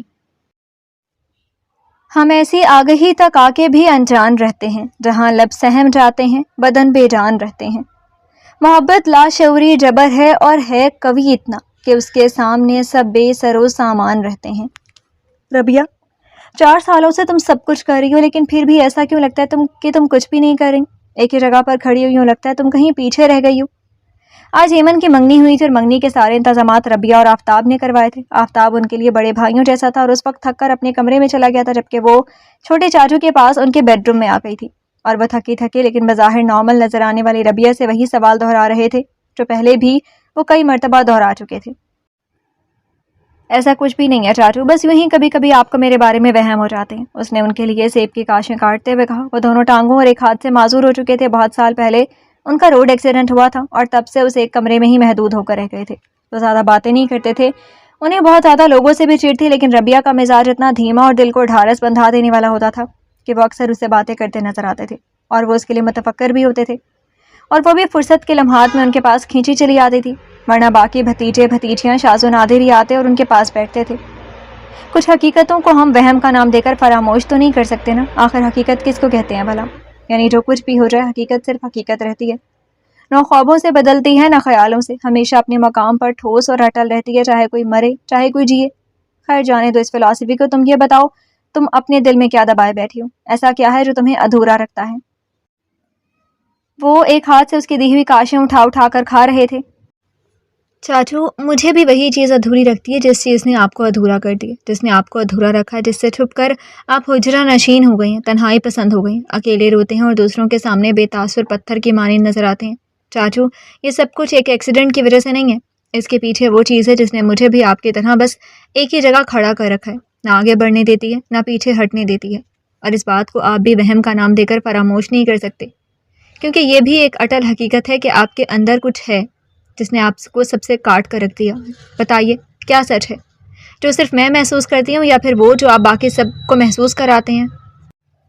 وہ آج پہلی مرتبہ ان کے سامنے یوں بولی تھی اور اپنی تڑپ کے ساتھ ساتھ ان کے لیے بھی تڑپ گئی تھی، جو بات وہ ہمیشہ سے کہنے کے محض ارادے کرتی تھی آج کہہ گئی تھی۔ یقیناً آج تھکاوٹ دماغ کو چڑھ گئی تھی، اور چاچو حیرت زدہ سے اسے دیکھتے رہ گئے تھے۔ وہ کم کوسی اپنی دنیا، اپنے دہانوں میں کھوئی رہنے والی لڑکی ان کا کتنا گہرا مشاہدہ رکھتی تھی، اور وہ سمجھتے تھے کہ وہ ان کے پاس آتی ہے، باتیں کرتی ہے اور چلی جاتی ہے، مگر وہ آتی ہے، ان کو کھوجتی ہے، پرکھتی ہے، اندازے لگاتی ہے اور چپ چاپ کسی موقع کی تلاش میں لوٹ جاتی ہے۔ انہیں اندازہ نہیں تھا کہ آج وہ موقع حاصل کر چکی تھی، اور یہ بھی بتا چکی تھی کہ اس نے کیا کھوجا اور کیا پرکھا ہے۔ بتائیے چاچو وہ کیا ہے جو آپ نے آج تک نہیں کہا؟ آپ نے شادی کیوں نہیں کی؟ آپ نے یہ حالت کیوں بنا لی؟ کیوں جیتے جی مر گئے؟ آخر کس کی خاطر؟ ربیہ کے ایسے دل خراش سوالوں پر ان کے لب ہلنے کو تھے، ان کی آنکھوں میں ایک دلکش سی معصوم سی شبیہ لہرائی تھی، لیکن دل ایسا پتھر ہوا کہ پھر سے جذبات کو دبا کر رکھ گیا تھا، اور جب وہ اصرار کرنے لگی تو الٹا اسی پر گرم ہونے لگے تھے۔ چلی جاؤ یہاں سے، ہمیں اکیلا چھوڑ دو، ہمیں کچھ نہیں سننا، ہمیں کچھ نہیں سننا۔ وہ دھاڑنے لگے تھے اور ربیہ آنکھوں میں آنسو لیے باہر آ گئی تھی، دل ہچکیوں سے رو رہا تھا۔ وہ جانتی تھی کہ وہ اپنی ذات کو چھپانے کے لیے غصے کا خول چڑھا رہی ہیں، لیکن اس سے زیادہ وہ کیا کر سکتی تھی؟ زبردستی ان کے دل کا حال جاننا بھی تو ممکن نہیں تھا، مگر اس واقعے کے بعد وہ ان کے کمرے میں نہیں گئی تھی۔ البتہ وہ ہر چیز سے ہٹ کر ان کا خیال رکھتی تھی، گھر میں ایک خاص ملازم خاص طور پر ان کے لیے رکھا گیا تھا، مگر اپنوں کی اپنائیت اور توجہ تو الگ مقام رکھتی ہے۔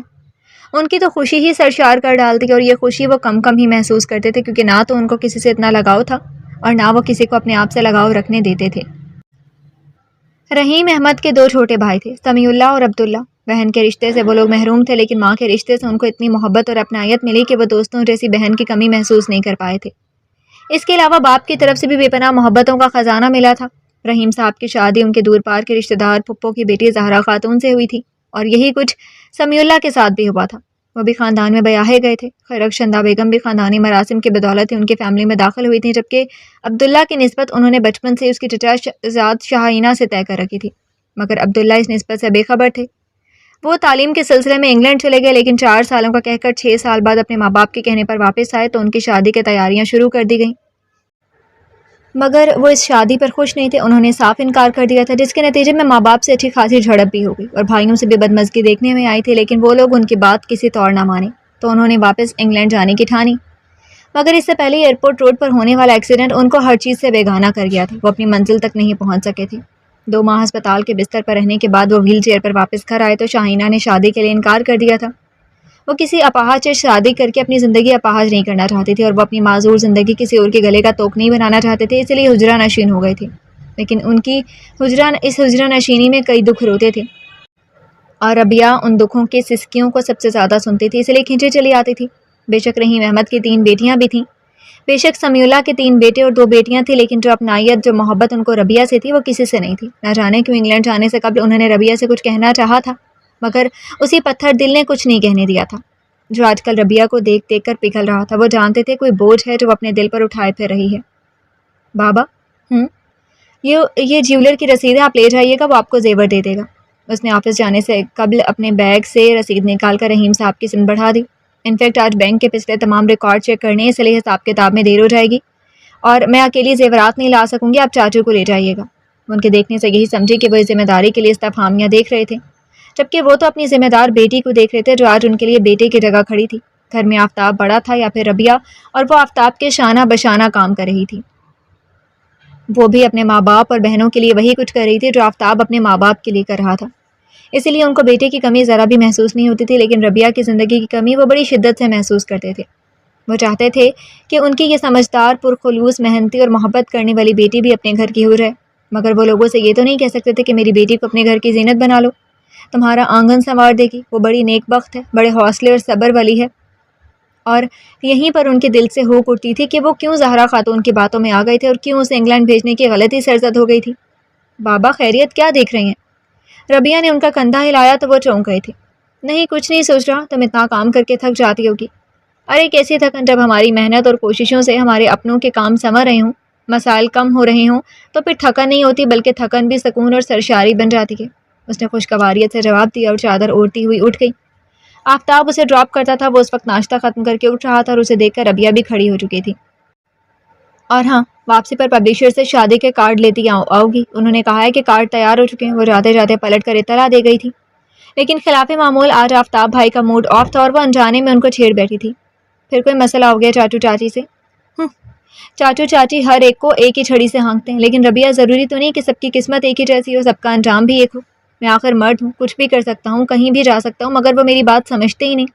وہ غبارے کی مانند بھرا بیٹھا تھا۔ ربیہ کے ذرا چھیڑنے سے پھٹ پڑا تھا، لیکن وہ اس کی بات نہیں سمجھی تھی کہ آخر مسئلہ کیا ہے۔ اب کیا ہوا ہے؟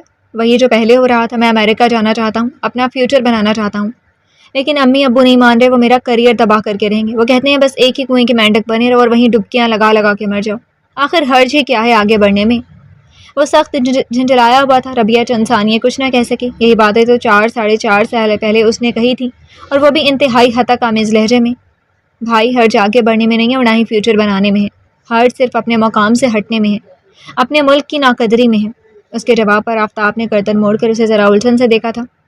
یقیناً آپ کو میری بات اس وقت بری لگے گی، لیکن حقیقت یہی ہے کہ یورپین لوگ ہمیں ناپسند کرتے ہیں۔ وہ سمجھتے ہیں کہ ہم تعلیم کے لیے نہیں، روپیہ کمانے کے لالچ میں یورپ جاتے ہیں، جبکہ انسان جہاں بھی چلا جائے اسے اپنا بوجھ اٹھانے کے لیے، اپنی ضروریات پوری کرنے کے لیے کمانا ہی پڑتا ہے۔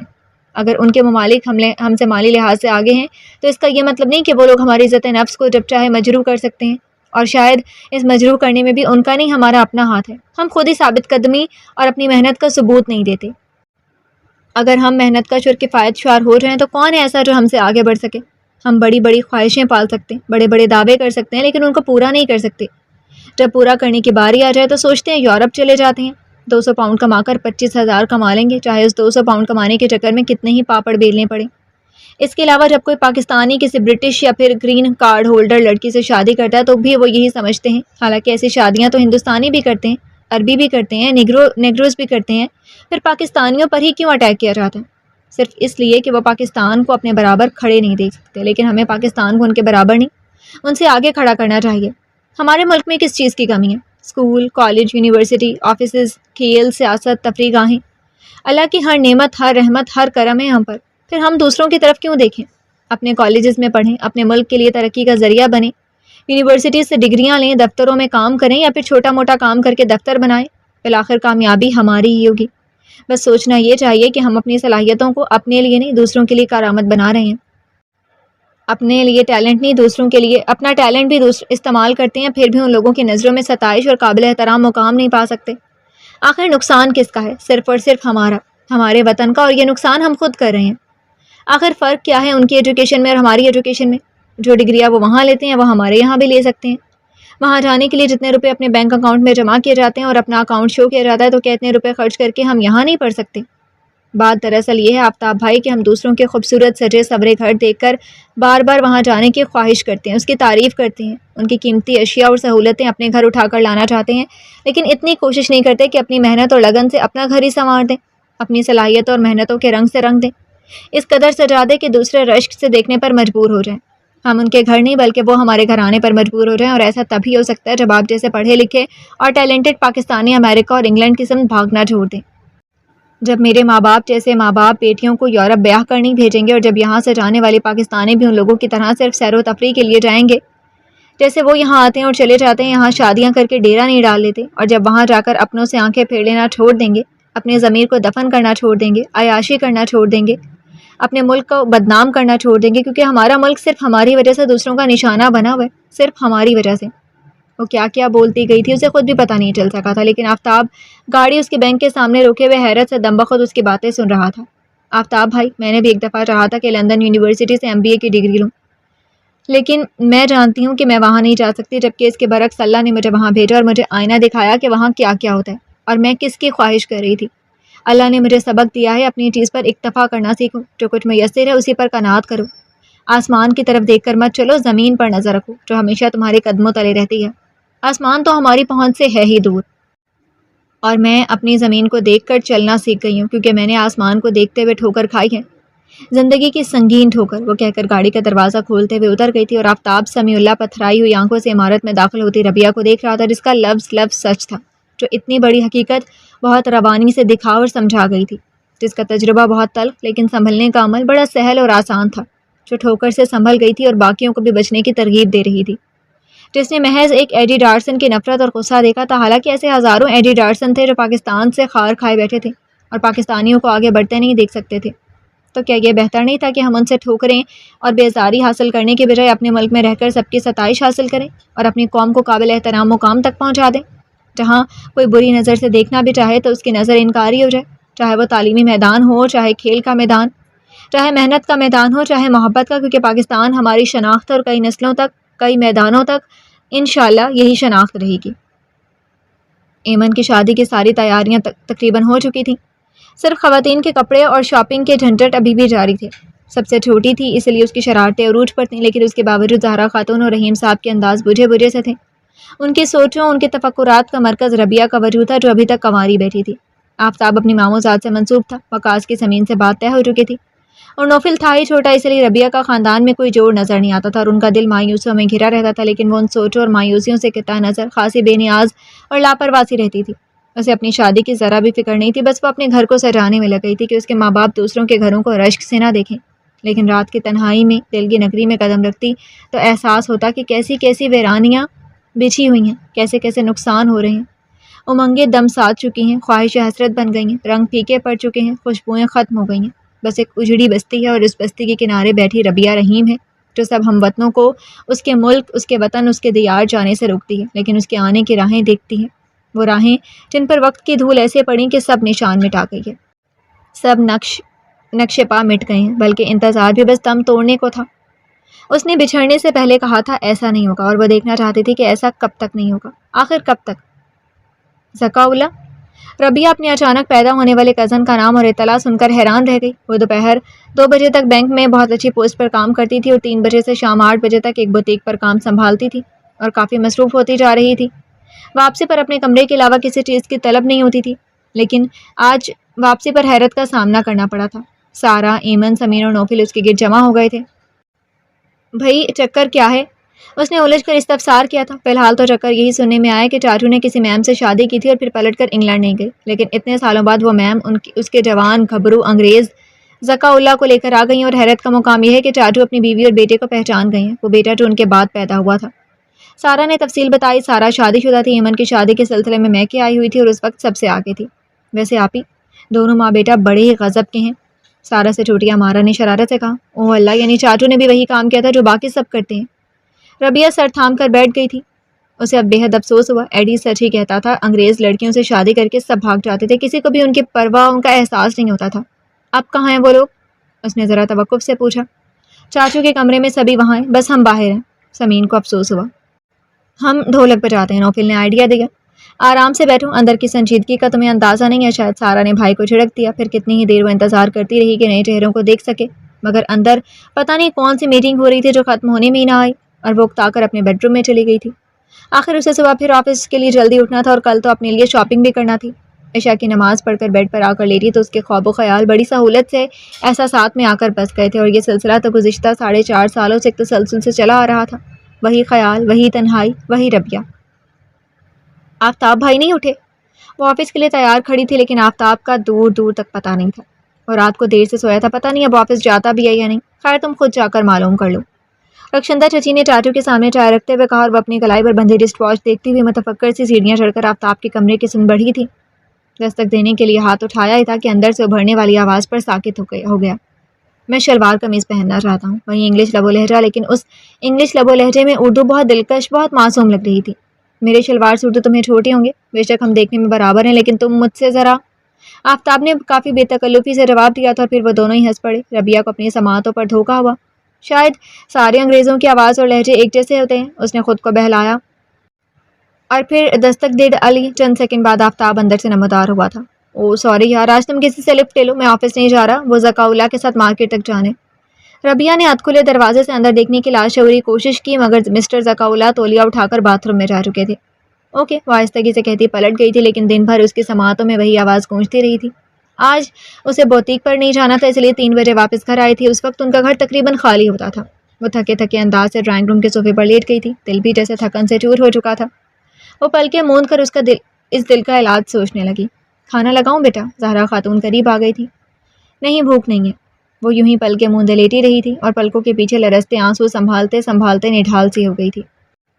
تمہارے چھوٹے چاچو تمہیں بلا رہے تھے۔ اپنی چاچی اور کزن سے ملی ہو؟ نہیں۔ تو مل لو نا، وہ کمرے میں ہے۔ بعد میں مل لوں گی، وہ بیزار ہوئی۔ تھک گئی ہو شاید۔ وہ زہرا خاتون سے اپنی آنکھوں کے نم گوشے چھپانے کے لیے چہرے پر کلائی رکھ چکی تھی۔ اچھا بھوک لگے تو کھانا گرم کر لینا، میں تمہاری چاچی کے کمرے میں ہوں، وہ کہہ کر چلی گئیں، اور ربیہ کا جی چاہا بلک بلک کرو دے۔ پتہ نہیں آج دل پر اداسی کا راج کیوں ہو گیا تھا۔ اس کے آنسوؤں نے اس کے گالوں کو بھگو دیا تھا۔ کتنے لمحے یوں ہی بے آواز آنسوؤں کی نظر ہو گئے تھے، لیکن جیسے ہی ذرا غبار ہلکا ہوا، اسے گمان گزرا کہ وہ کسی کی پرتپش نگاہوں کے حصار میں ہے، لیکن پھر اپنے گمان کو جھٹک دیا۔ سبھی بازار گئے ہوئے تھے، زہرا خاتون اور چھوٹے چاچو، اور ان کے اچانک منظر عام پر آنے والی بیوی کے سوا کوئی نہیں تھا، مگر کب تک اپنے احساس کو دبا سکتی تھی۔ ایک دم کلائی ہٹا کر پلکیں اٹھاتے ہوئے دیکھا، اور آنکھیں پھیل گئیں۔ وہ جس صوفے پر لیٹی تھی، وہ اسی صوفے کی بیک سائڈ پر کھڑا، صوفے کی بیک پر ہتھیلیاں جمائے ہوئے قدرے ریلیکس اور فرصت سے اسے دیکھ رہا تھا۔ ایڈی؟ اس کے لبوں میں اس کا نام پھڑ پھڑا کر رہ گیا، وہ واضح الفاظ ادا نہیں کر پائی تھی۔ ہوش میں آ جاؤ، میں ہی ہوں تمہارا۔ اس نے مسکراتے ہوئے بات ادھوری چھوڑی، اور وہ ایک دم جھٹکے سے اٹھ بیٹھی تھی۔ ایڈی تم یہاں کیسے؟ وہ کافی بدحواسی اور بے یقینی کے عالم میں کھڑی بے ترتیب سانسوں کے درمیان بے ربط سا بول رہی تھی۔ وہ دونوں صوفے کے قریب کھڑے تھے۔ وہ گھوم کر سامنے والی سائڈ پر آ گیا تھا، اور اسے سرتا پا بھرپور نظر سے دیکھتا اس کے قریب آ کر کھڑا ہوا۔ اتنی دیوانی کیوں ہو رہی ہو؟ وہ تو یوں استحقاق سے بات کر رہا تھا جیسے وہ بھی اس کی تھی، یہ گھر اور یہ شہر بھی اس کا تھا، اور یہ ملک بھی اس کا اپنا تھا۔ میں تم سے پوچھ رہی ہوں تم یہاں کیسے اور کب آئے؟ مجھے کب کسی کی امنگ تھی، میری اپنے آپ سے جنگ تھی، ہوا جب شکست کا سامنا تو خیال تیری طرف گیا۔ بڑے اعتماد اور سکون سے کہتا وہ صوفے پر بیٹھ چکا تھا، اور اس کی باتیں، اس کا انداز، اس کی اردو سن کر وہ ابھی بھی گنگ سی کھڑی تھی۔ ربیہ، تم میری ہو، یہ گھر میرا ہے، یہ شہر، یہ وطن میرا ہے، یہاں کی ہر چیز، ہر فرد میرا ہے، اس لیے میں نے پرائی چیزوں کو اپنا کہنا چھوڑ دیا ہے۔ میں ایڈی ڈارسن بن کر اپنے اصل سے بھاگتا رہا، محض ایک غلط فہمی اور بدگمانی کے ہاتھوں اتنے برس گزار دیے، لیکن میں عمر بھر اپنوں سے بھاگنے اور سرد جنگ لڑنے سے ہار گیا ہوں، تھک گیا ہوں۔ میں نے یہ 4 سال احتساب کرتے گزار دیے، اب اور نہیں۔ زکا تم یہاں ہو؟ زہرا خاتون کچن کے سمجھا رہی تھی، ان دونوں کو دیکھ کر ادھر آ گئی۔ زکا اللہ؟ ربیہ کے لب ہلے تو وہ ہکا بکا دیکھ رہی تھی، اور وہ زہرا خاتون کی طرف متوجہ ہو چکا تھا۔ اس سے ملے ہو، یہ تمہاری تایا کی بڑی بیٹی ہے ربیہ، اور ربیہ یہ تمہارا کزن زکا اللہ ہے۔ وہ ربیہ کو حیران سے کھڑے دیکھ کر یہی سمجھی تھی کہ ابھی تک دونوں کے درمیان تعارف کا مرحلہ باقی ہے۔ یہ آپ کی بیٹی ہے نا؟ وہ اشتیاق سے استفسار کر رہا تھا۔ ہاں، یہ میری سب سے اچھی، ذہین اور پیاری بیٹی ہے، انہوں نے جسے فخر سے کہا، اور اس کا ہاتھ پکڑ کر تھپکا تھا۔ تو پھر آپ کے ہاتھ پاؤں پکڑنے ہوں گے۔ وہ نہیں، میں کہہ رہا ہوں کہ وہ تو دیکھنے سے ہی لگ رہا ہے کہ بہت ذہین اور پیاری ہیں۔ ہیلو، آئی ایم زکا اللہ رضوی، اس نے دلکشی سے کہتے ہوئے ہلکی مسکراہٹ کے ساتھ ربیہ کی سمت ہاتھ بڑھایا تھا۔ نائس ٹو میٹ یو، وہ آہستگی سے کہہ کر رخ پھیرتے ہوئے اس کا ہاتھ آج بھی نظر انداز کر گئی تھی، اور وہ بے ساختہ ہنسنے پر مجبور ہو گیا تھا۔ خوشی ہوئی کہ تم آج بھی وہی ربیہ ہو، اپنی حدود و قیود میں رہنے والی، اس لیے میں نے ہاتھ بڑھایا تھا کہ یہ دیکھ سکوں کہ دنیا نے تم پر کیا اثر دکھایا ہے۔ وہ بے پناہ خوش اور پر اعتماد لگ رہا تھا۔ زہرا خاتون نے حیرانی سے دیکھا وہ کیا کہہ رہا تھا اور چکر کیا ہے؟ تو پھر کیا دیکھا ہے؟ اس نے بے ساختہ پوچھا۔ فرصت سے بتاؤں گا آنٹی، آئیے کچن میں چلتے ہیں، مجھے بھوک لگ رہی ہے۔ وہ بہت بے تکلفی اور اپنائیت سے بولا تھا، لیکن اس کے تیور دیکھ کر زہرا خاتون کے دماغ میں دھماکہ ہوا تھا اور پھر خوشی کے مارے وہ پاگل ہوتی تھی۔ انہیں بہت اچھی طرح یاد تھا جب انگلینڈ سے واپسی پر ربیہ نے ان کے استفسار پر ان کو اعتماد میں لے کر سب کچھ سچ سچ بتا دیا تھا کہ وہ بوبی والے کیس کے بعد اپنے آپ کو پولیس سے بچانے کی خاطر ایک اجنبی اور غیر ملکی لڑکے کے ساتھ رہتی رہی تھی، لیکن وہ غیر ملکی اپنوں سے زیادہ اچھا اور ایماندار تھا۔ اس نے اس کی عزت اپنے لوفر دوستوں سے بھی بچائی تھی اور خود بھی کبھی آنکھ اٹھا کر نہیں دیکھا، ہمیشہ ایک حد میں رہ کر بات کرتا تھا اور اس کی حفاظت بھی کی تھی۔ ایئرپورٹ آنے تک بھرپور ساتھ دیا تھا۔ اور وہ غیر ملکی کون تھا؟ ایڈی ڈارسن۔ اور ایڈی ڈارسن کون تھا؟ ذکا اللہ رضوی۔ اور آج وہ ذکا اللہ کی شخصیت کو جان کر بے پناہ خوش تھیں۔ وہ دونوں کی خفا خوش مبہم سے باتیں اور صورتیں دیکھ چکی تھی اور ان کے دل کا بوجھ ہواؤں میں بکھر گیا تھا۔ ڈیلیوری کے وقت جس ڈاکٹر نے میرا کیس ہینڈل کیا وہ مسلم تھی اور پاکستان سے بلانگ کرتی تھی۔ اس نے بچے کے باپ کا نام رجسٹر کرنے کے لیے پوچھا تو میں نے بتایا عبداللہ۔ تب اسے حیرانی اور خوشی ہوئی تھی۔ اوہ، تو آپ مسلم ہیں؟ نہیں، میرے ہسبینڈ مسلم ہے۔ تو پھر بچہ تو مسلم ہی ہے نا؟ جب باپ مسلم ہے تو بچہ بھی مسلم ہی ہوا۔ جی، مجھے اقرار کرنا پڑا تھا اور مجھے کوئی اعتراض بھی نہیں تھا کہ میرا بچہ مسلم ہے۔ تو پھر نام کیا سوچا ہے آپ نے؟ وہ دلچسپی سے پوچھ رہی تھی۔ مجھے تو پتہ ہی نہیں، اس کے فادر کو تو پتہ ہوگا۔ وہ کہاں ہیں؟ وہ پاکستان گئے ہیں، آ جائیں گے۔ میں نے جیسے ان کو بھی اور خود کو بھی تسلی دی تھی، اور پھر جب یہ پیدا ہوا تو مجھے سمجھ نہ آیا کہ کیا کروں۔ آخر اسے ڈاکٹر سے مشورہ لیا اور اس کا نام انہوں نے ہی ذکا اللہ تجویز کیا تھا۔ شروع میں تو مجھے یقین تھا کہ عبداللہ واپس آ جائیں گے، وہ مجھے اپنی محبت اور وفاؤں کا پورا یقین دے کر گئے تھے۔ لیکن جب رفتہ ہفتے مہینوں میں بدل گئے اور مہینے سال کی شکل اختیار کر گئے تو میرا یقین ٹوٹ گیا۔ میرے پیرنٹس اور فرینڈس میرا مذاق اڑانے لگے تھے کہ ایک پاکستانی کا انتظار کر رہی ہوں، اس کی باتوں کا یقین کیے بیٹھی ہوں۔ پھر میں نے خط بھی لکھا لیکن مجھے خط کا جواب ہی نہیں ملا تھا۔ میں نے اور بھی کئی کوششیں کی کہ عبداللہ کو ڈھونڈ سکوں، مگر مجھے ہر بار ناکامی ہوں۔ ادھر میرے موم ڈیڈ مجھے ڈانٹتے رہتے تھے کہ میں کیوں مشرقی لڑکیوں کی طرح ایک مرد کے پیچھے ہلکان ہو رہی ہوں، مگر نہ جانے کیا وجہ تھی کہ میں اپنے ہسبینڈ کو اپنے دل سے نہیں نکال سکی تھی۔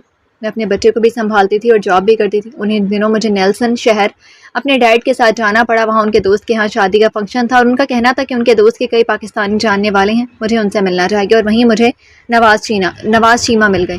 میں نے ایک دفعہ انہیں عبداللہ کے ساتھ کالج میں دیکھا تھا۔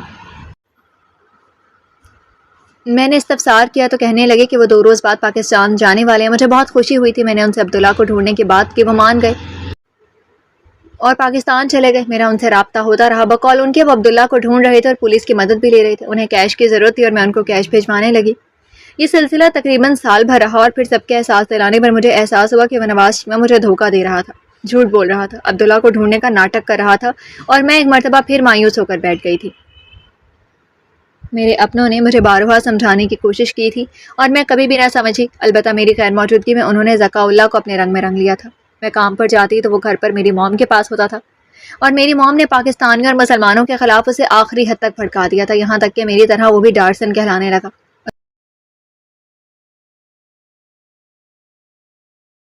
پر ایڈی ڈارسن ہی بن گیا تھا۔ اس کے طور اتوار سب ان جیسے ہو گئے تھے۔ اسے ان لوگوں سے نفرت تھی جو ہمارے تو کچھ نہیں تھے، لیکن اس کے بہت کچھ تھے، کیونکہ وہ خود مسلمان تھا اور ایک پاکستانی کی اولاد تھا۔ اس کے باوجود وہ کبھی اپنے مذہب اور ملک کی طرف مائل نہیں ہوا تھا، اور مجھے عجیب بھی لگتا تھا، افسوس بھی ہوتا تھا۔ میں اسے سمجھانا چاہتی تو الٹا مجھے غصہ دکھانے لگتا۔ وہ بھی میری موم کی طرح یہی کہتا تھا کہ کیوں ایک شخص کی خاطر روک لگائے بیٹھی ہوں، لیکن وہ میرے روک کو نہیں سمجھ سکا تھا، کیونکہ میں سچی محبت کا ذائقہ چکھ چکی تھی۔ مجھے 100% یقین تھا کہ عبداللہ جتنی دیر میرے ساتھ رہا ہے مجھ سے سچی محبت کرتا رہا، اور کوئی ملاوٹ اور جھوٹ نہیں تھا، سب جذبے اور پرخلوص اور کھرے تھے۔ ان چیزوں کا اندازہ اسے تم سے مل کر ہوا تھا۔ جینیفر نے ربیہ کا چہرہ ہاتھوں میں تھام لیا، قریبی بیڈ پر چھوٹے چاچو لیٹے تھے اور باتیں سن رہے تھے۔ تمہیں دیکھ کر اسے اندازہ ہو گیا تھا کہ مسلمان ہو اور ایک مسلمان مرد جتنا بھی کٹھور اور بیگانہ ہو جائے بےغیرتی نہیں سہ سکتا۔ وہ بھی تمہارے آگے ڈٹ گیا۔ اس کی غیرت کیسے گوارا کرتی کہ اس کے سامنے کسی مسلم لڑکی کی عزت خراب ہو جائے اور وہ چپ رہے، اور اسی غیرت مندی پر پیٹر، مائیکل اور جوزف وغیرہ کو غصہ آیا تھا کہ ان لوگوں میں رہ کر بھی اندر سے وہ وہی پاکستانی اور مسلم تھا جو عزت کے لیے قتل ہو جاتے ہیں، غیرت کی خاطر مار دیتے ہیں اور پھانسی چڑھ جاتے ہیں۔ اس لیے انہوں نے اس پر کیس کر دیا اور تمہیں واپس بھیج کر وہ آزاد ہو گیا۔ اس نے ایک مرتبہ پھر مائیکل اور پیٹر وغیرہ کی شدید پٹائی کی۔ وہ غصہ جو اس نے تمہاری موجودگی میں دبا رکھا تھا وہ نئے سرے سے نکالا اور جیل چلا گیا تھا۔ 1 سال جیل میں بند رہ کر سزا کاٹی اور پھر اپنی زندگی کی گاڑی سٹارٹ کی، مگر دل میں کوئی ایک بار بس جائے تو نکلتا کب ہے؟ پھر تو فقط جان نکلتی ہے، وہ نہیں نکلتا۔ وہ سب کچھ جو مجھے سمجھاتا تھا اب خود کرنے لگا تھا۔ تنہائی اور سوچیں، تنہائی اور یادیں، تنہائی اور محبوب، ان کے علاوہ کچھ نہیں سوچتا، اور اس جنگ سے لڑتے لڑتے یہ پاگل ہو کر شاید ویرانوں کو نکل جاتا کہ میں اسے پاکستان لے آئی۔ ہم تمہارے ایڈریس کے سہارے آئے تھے اور تم سے ہی ملنا تھا، لیکن باہر نیم پلیٹ پر عبداللہ رضوی لکھا دیکھ کر میرے حواس اٹھ گئے تھے۔ یہی حال ذکا اللہ کا بھی تھا، اور ہم نے چوکیدار سے چھوٹتے عبداللہ کے بارے میں استفسار کیا تھا اور وہ ہمیں انہی کے پاس لے گیا۔ مجھے ابھی تک یقین نہیں آتا کہ ایک چیز ڈھونڈنے والے کو دو چیزیں کیسے مل جاتی ہیں۔ نیکی بڑی ہو تو صلہ زیادہ ہی ملتا ہے۔ تم نے مجھ سے وفا کی، تمہیں صلہ تو ملنا ہی تھا۔ چھوٹے چاچو فوراً بول پڑے تھے۔ جینیفر مسکرا اٹھی۔ وفا تو آپ نے کی میری خاطر، مجھ سے ملنے کی خاطر سب کچھ چھوڑ چھاڑ کر گھر سے چلے گئے۔ یہ تو اللہ کو منظور نہیں تھا کہ آپ کا یہ حال ہو گیا، ورنہ آپ تو جان پر کھیل گئے تھے۔ پھر بھی آپ کہتے ہیں کہ پاکستانی جھوٹی اور دھوکے باز ہوتے ہیں۔ ربیہ نے اندر داخل ہوتے ہوئے زکا کو دیکھ کر کہا تھا۔ نہیں یار، دھوکہ اور جھوٹ تو ہر جگہ ہوتا ہے، بس لوگ جلد باز ہوتے ہیں اور بدگمانی پا لیتے ہیں، اس لیے ہمارے خلاف ہو جاتے ہیں۔ حالانکہ لوگ نہیں جانتے کہ محبت، وفا اور سچائی شروع ہی ہم لوگوں سے ہوتی ہے۔ ہم تو ہوتے ہی توحید کے قائل ہیں۔ محبت کرنا، وفا کرنا اور سچ بولنا سکھایا ہی ہم نے ہے۔ آج وہ بڑے فخر اور سکون سے ربیہ کے ساتھ ہر بات میں خود کو شامل کرتا ہم کہہ رہا تھا، اور وہ اس کی اس ادا پر دل کھول کر ہنسی اور کھڑی ہو گئی۔ کہاں جا رہی ہو؟ ہم لوگ نماز بھی پڑھتے ہیں اور اللہ کا شکر بھی ادا کرتے ہیں، اس لیے وضو کرنا تو جانا ہی ہوگا۔ وہ جاتے جاتے ایک نکتہ بھی سمجھا گئی تھی، اور زکا کو بھی یاد آیا تھا کہ مغرب کی نماز کا وقت ہو رہا ہے۔ وہ آفتاب کے ساتھ مسجد کے لیے نکل آیا تھا۔ گھر بھر میں ایک اطمینان کی لہر دوڑ گئی تھی، ہر چہرے پر خوشی کا عکس اترا ہوا تھا۔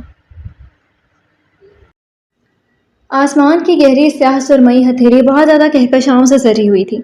کہکشاں سے سجی ہوئی تھی، ستارے آج ہی بھر کے آسمان کی مٹھی میں دبے ہوئے تھے، اور اس ہتھیلی کی وسط میں دلکشی سے جگمگاتا مہتاب بھی سجا ہوا تھا، جس کی روشنیاں، جس کے جلوے رات کے مکھڑے کو اور بھی حسین بنا رہے تھے، اور اس حسین رات کے آغوش میں ایمن کی مائیوں کی رسم ہو رہی تھی۔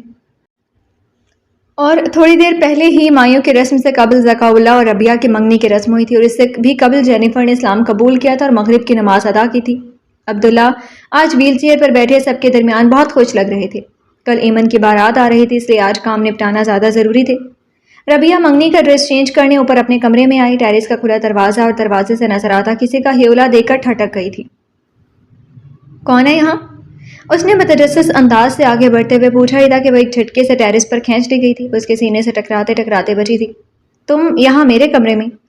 ذکا اللہ کو دیکھ کر اسے جھجک ہوئی۔ میں تمہارے کمرے میں نہیں، تمہارے کمرے سے باہر ہوں۔ وہ اسے بازو سے تھامے ہوئے تھا اور کافی استحقاق بھرے انداز سے کہہ رہا تھا۔ لیکن تم یہاں کیوں آئے؟ وہ اس کی پرشوق اور بھرپور نظروں سے نظر چرا کر چہرہ جھکا گئی۔ تمہیں دیکھنے، تم سے باتیں کرنے۔ وہ اس کا چہرہ آہستگی سے اونچا کر چکا تھا۔ وہ پنک کلر کے بھاری کامدار ڈریس اور میک اپ کے ساتھ ساتھ جیولری سے سرتا پا سجی سمری عام دنوں سے ہٹ کر بے پناہ خوبصورت اور پرکشش لگ رہی تھی۔ اس نے زندگی میں پہلی بار یوں میک اپ اور سنگھار کیا تھا، ورنہ وہ ہمیشہ بہت سادہ ہی رہتی تھی۔ میں تو تمہاری خالہ بیگم، کاشف اور بوبی کا شکریہ ادا کرتا رہتا ہوں، جنہوں نے تمہیں میرے قریب کر دیا، مجھ پر اعتبار کرنے پر مجبور کر دیا، ورنہ تم کہاں میرا بھروسہ کرتی اور کہاں میں دیوانہ ہوتا۔ دیوانہ؟ 4 سال لگا دیے دیوانہ بننے میں۔ وہ خفگی سے گھورنے لگی۔ 4 سال؟ یار مبالغے سے کام مت لو، میں نے تو 4 دن بھی نہیں لگائے تھے اور تم سے کہہ دیا تھا کہ سب کو چھوڑ دو اور میرے پاس رہو۔ ذکا نے اس سے بھی زیادہ اسے گھورا تھا۔ تمہارے پاس رہنا اتنا ہی آسان تھا نا؟ وہ چڑ گئی تھی۔ اس لیے تو یہ بھی کہا تھا کہ میری بیوی بنو گی۔ کیا؟ ربیہ کرنٹ کھا گئی تھی۔ تو تم نے یہ بات تو نشے میں کہی تھی، تم نے تو ڈرنک کر رکھی تھی۔ ضروری نہیں کہ ڈرنک کرنے والے کو نشہ بھی ہو، اور ضروری نہیں کہ نشے میں ہر آدمی ہر بات مذاق میں کہتا ہو۔ وہ باتیں جو مدہوشی میں منہ سے نکلیں، سمجھ لو وہ دل کی باتیں ہیں، اور تم نے تو کبھی بھی میری دل کی باتوں پر توجہ نہیں دی۔ تم نے ہمیشہ نظر انداز کیا اور میں ہمیشہ اپنا بھرم رکھتا رہا۔ وہ بہت معصومیت اور شکایتی لہجے میں کہہ رہا تھا۔ ربیہ کو اپنی نادانی، اپنی کمکلی پر افسوس ہونے لگا تھا۔ وہ حقیقتاً اس کی باتوں کو غیر سنجیدگی سے لیتی رہی تھی اور کبھی قابل توجہ نہیں جانا تھا۔ I am sorry. اس نے آہستگی سے اعتراف جرم کرتے ہوئے معافی مانگی۔ وہ اسے بغور گہری نظروں سے دیکھتا کنفیوز کر رہا تھا، اور وہ شرم سے گلابی پڑتی ادھر ادھر دیکھتی اپنے آپ کو سنبھال رہی تھی۔ اب بس بھی کرو، وہ جھنجھلا اٹھی۔ میں کیا کر رہا ہوں؟ وہ شرارت سے بولا۔ ایسے کیوں دیکھ رہے ہو؟ اپنی چیز کو ایسے دیکھوں یا ویسے؟ تمہیں کیا تکلیف ہے؟ وہ اس کو چھیڑنے کے بھرپور موڈ میں تھا۔ اوکے ادھر دیکھو، میں جا رہا ہوں۔ اس نے اپنا ہاتھ ربیہ کے سامنے پھیلایا۔ وہ آج اس کے ہاتھ کو نظر انداز نہیں کر سکی تھی، اور اپنا ہاتھ اس کے ہاتھ میں تھما دیا جس کی تیسری انگلی میں اس کے نام کی انگوٹھی چمک رہی تھی۔ اور ذکا اللہ آج اس کی رضامندی، اس کی ہمراہی سے سرشار ہو گیا تھا۔ چھک کر اس کے خوبصورت ہاتھ کو ہونٹوں سے چھو کر اپنی محبت اور عقیدت کی مہر سے سجاتا پلٹ کر دوسرے ٹیرس کی سمت کود گیا، اور وہ ہکا بکا رہ گئی۔ اس نے حیرت سے ٹیرس سے کمرے میں اور کمرے سے لان کے سمت جاتے ذکا اللہ کو دیکھا، جس کی حرکتیں یہاں رہنے والوں سے ذرا بھی مختلف نہیں تھیں۔ اب وہ ایمن کے قریب جھکا، اس کے سر پر تیل لگاتا اسے چھیڑ رہا تھا۔ ربیہ آف وائٹ شلوار کرتے میں ملبوس دکاولا کو دیکھ کر بے اختیار مسکرا دی۔ وہ بہت خوبصورت لگ رہا تھا۔ اطمینان کی گہری سانس لیتی وہ اندر آ گئی تھی۔ ایمن کی ہنسی کی آواز اسے یہاں تک آ رہی تھی۔ کانوں سے جھمکے اتارتے ہوئے ربیہ کے لب بے وجہ مسکراہٹ میں کھیل رہے تھے۔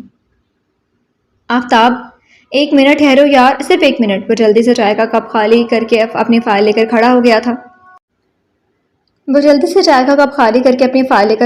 تھا۔ آج وہ کافی پرجوش اور ایکٹیو لگ رہا تھا۔ کہاں جا رہے ہو صبح صبح؟ رحیم صاحب نے ٹھٹک کر پوچھا۔ تایا جی جاب ڈھونڈنے جا رہا ہوں، اس نے خوشی خوشی بتایا۔ یہاں کام کر لو گے؟ میں ہر کام کروں گا تایا جی، یہ میرا اپنا شہر، اپنا وطن ہے۔ یہاں محنت کر کے کھانا اور کمانا میرے لیے کوئی شرمندگی نہیں ہوگی۔ مجھے ایک کلرک یا پھر پی این کی جاب بھی ملی تو ضرور کروں گا۔ محنت میں شرمندگی کیسی؟ پھر مجھے اپنے ماں باپ اور آئندہ بیوی کے لیے بھی تو کچھ کرنا ہے، اور جہاں کچھ کرنا ہو وہاں نخرہ نہیں چلتا۔ وہ بڑی سمجھداری سے بات کر رہا تھا اور رحیم صاحب کو اس بات سے خوشی ہوئی تھی۔ وہ آفتاب کے ساتھ جاب ڈھونڈنے نکل چکا تھا۔ آفتاب بھی امریکہ جانے کا شوق ختم کر چکا تھا۔ ان کے اندر نئے جوش، نئے ولولے پیدا ہو چکے تھے۔ انہیں اپنا آپ منوانے کا جنون ہو گیا تھا، اور یہ جنون تب تک زندہ رہنا چاہیے تھا جب تک اپنا آپ نہ منوا لیتے، جب تک اپنے وطن کی حیثیت مستحکم نہ بنا لیتے۔ اور اس جنون میں، اس عزم میں سب کو شریک ہونا تھا۔ قطرہ قطرہ کلزم بننا تھا جس کے لیے پیش رفت کی ضرورت تھی۔ اگر ہو سکے تو کرو خود میں کشش پیدا۔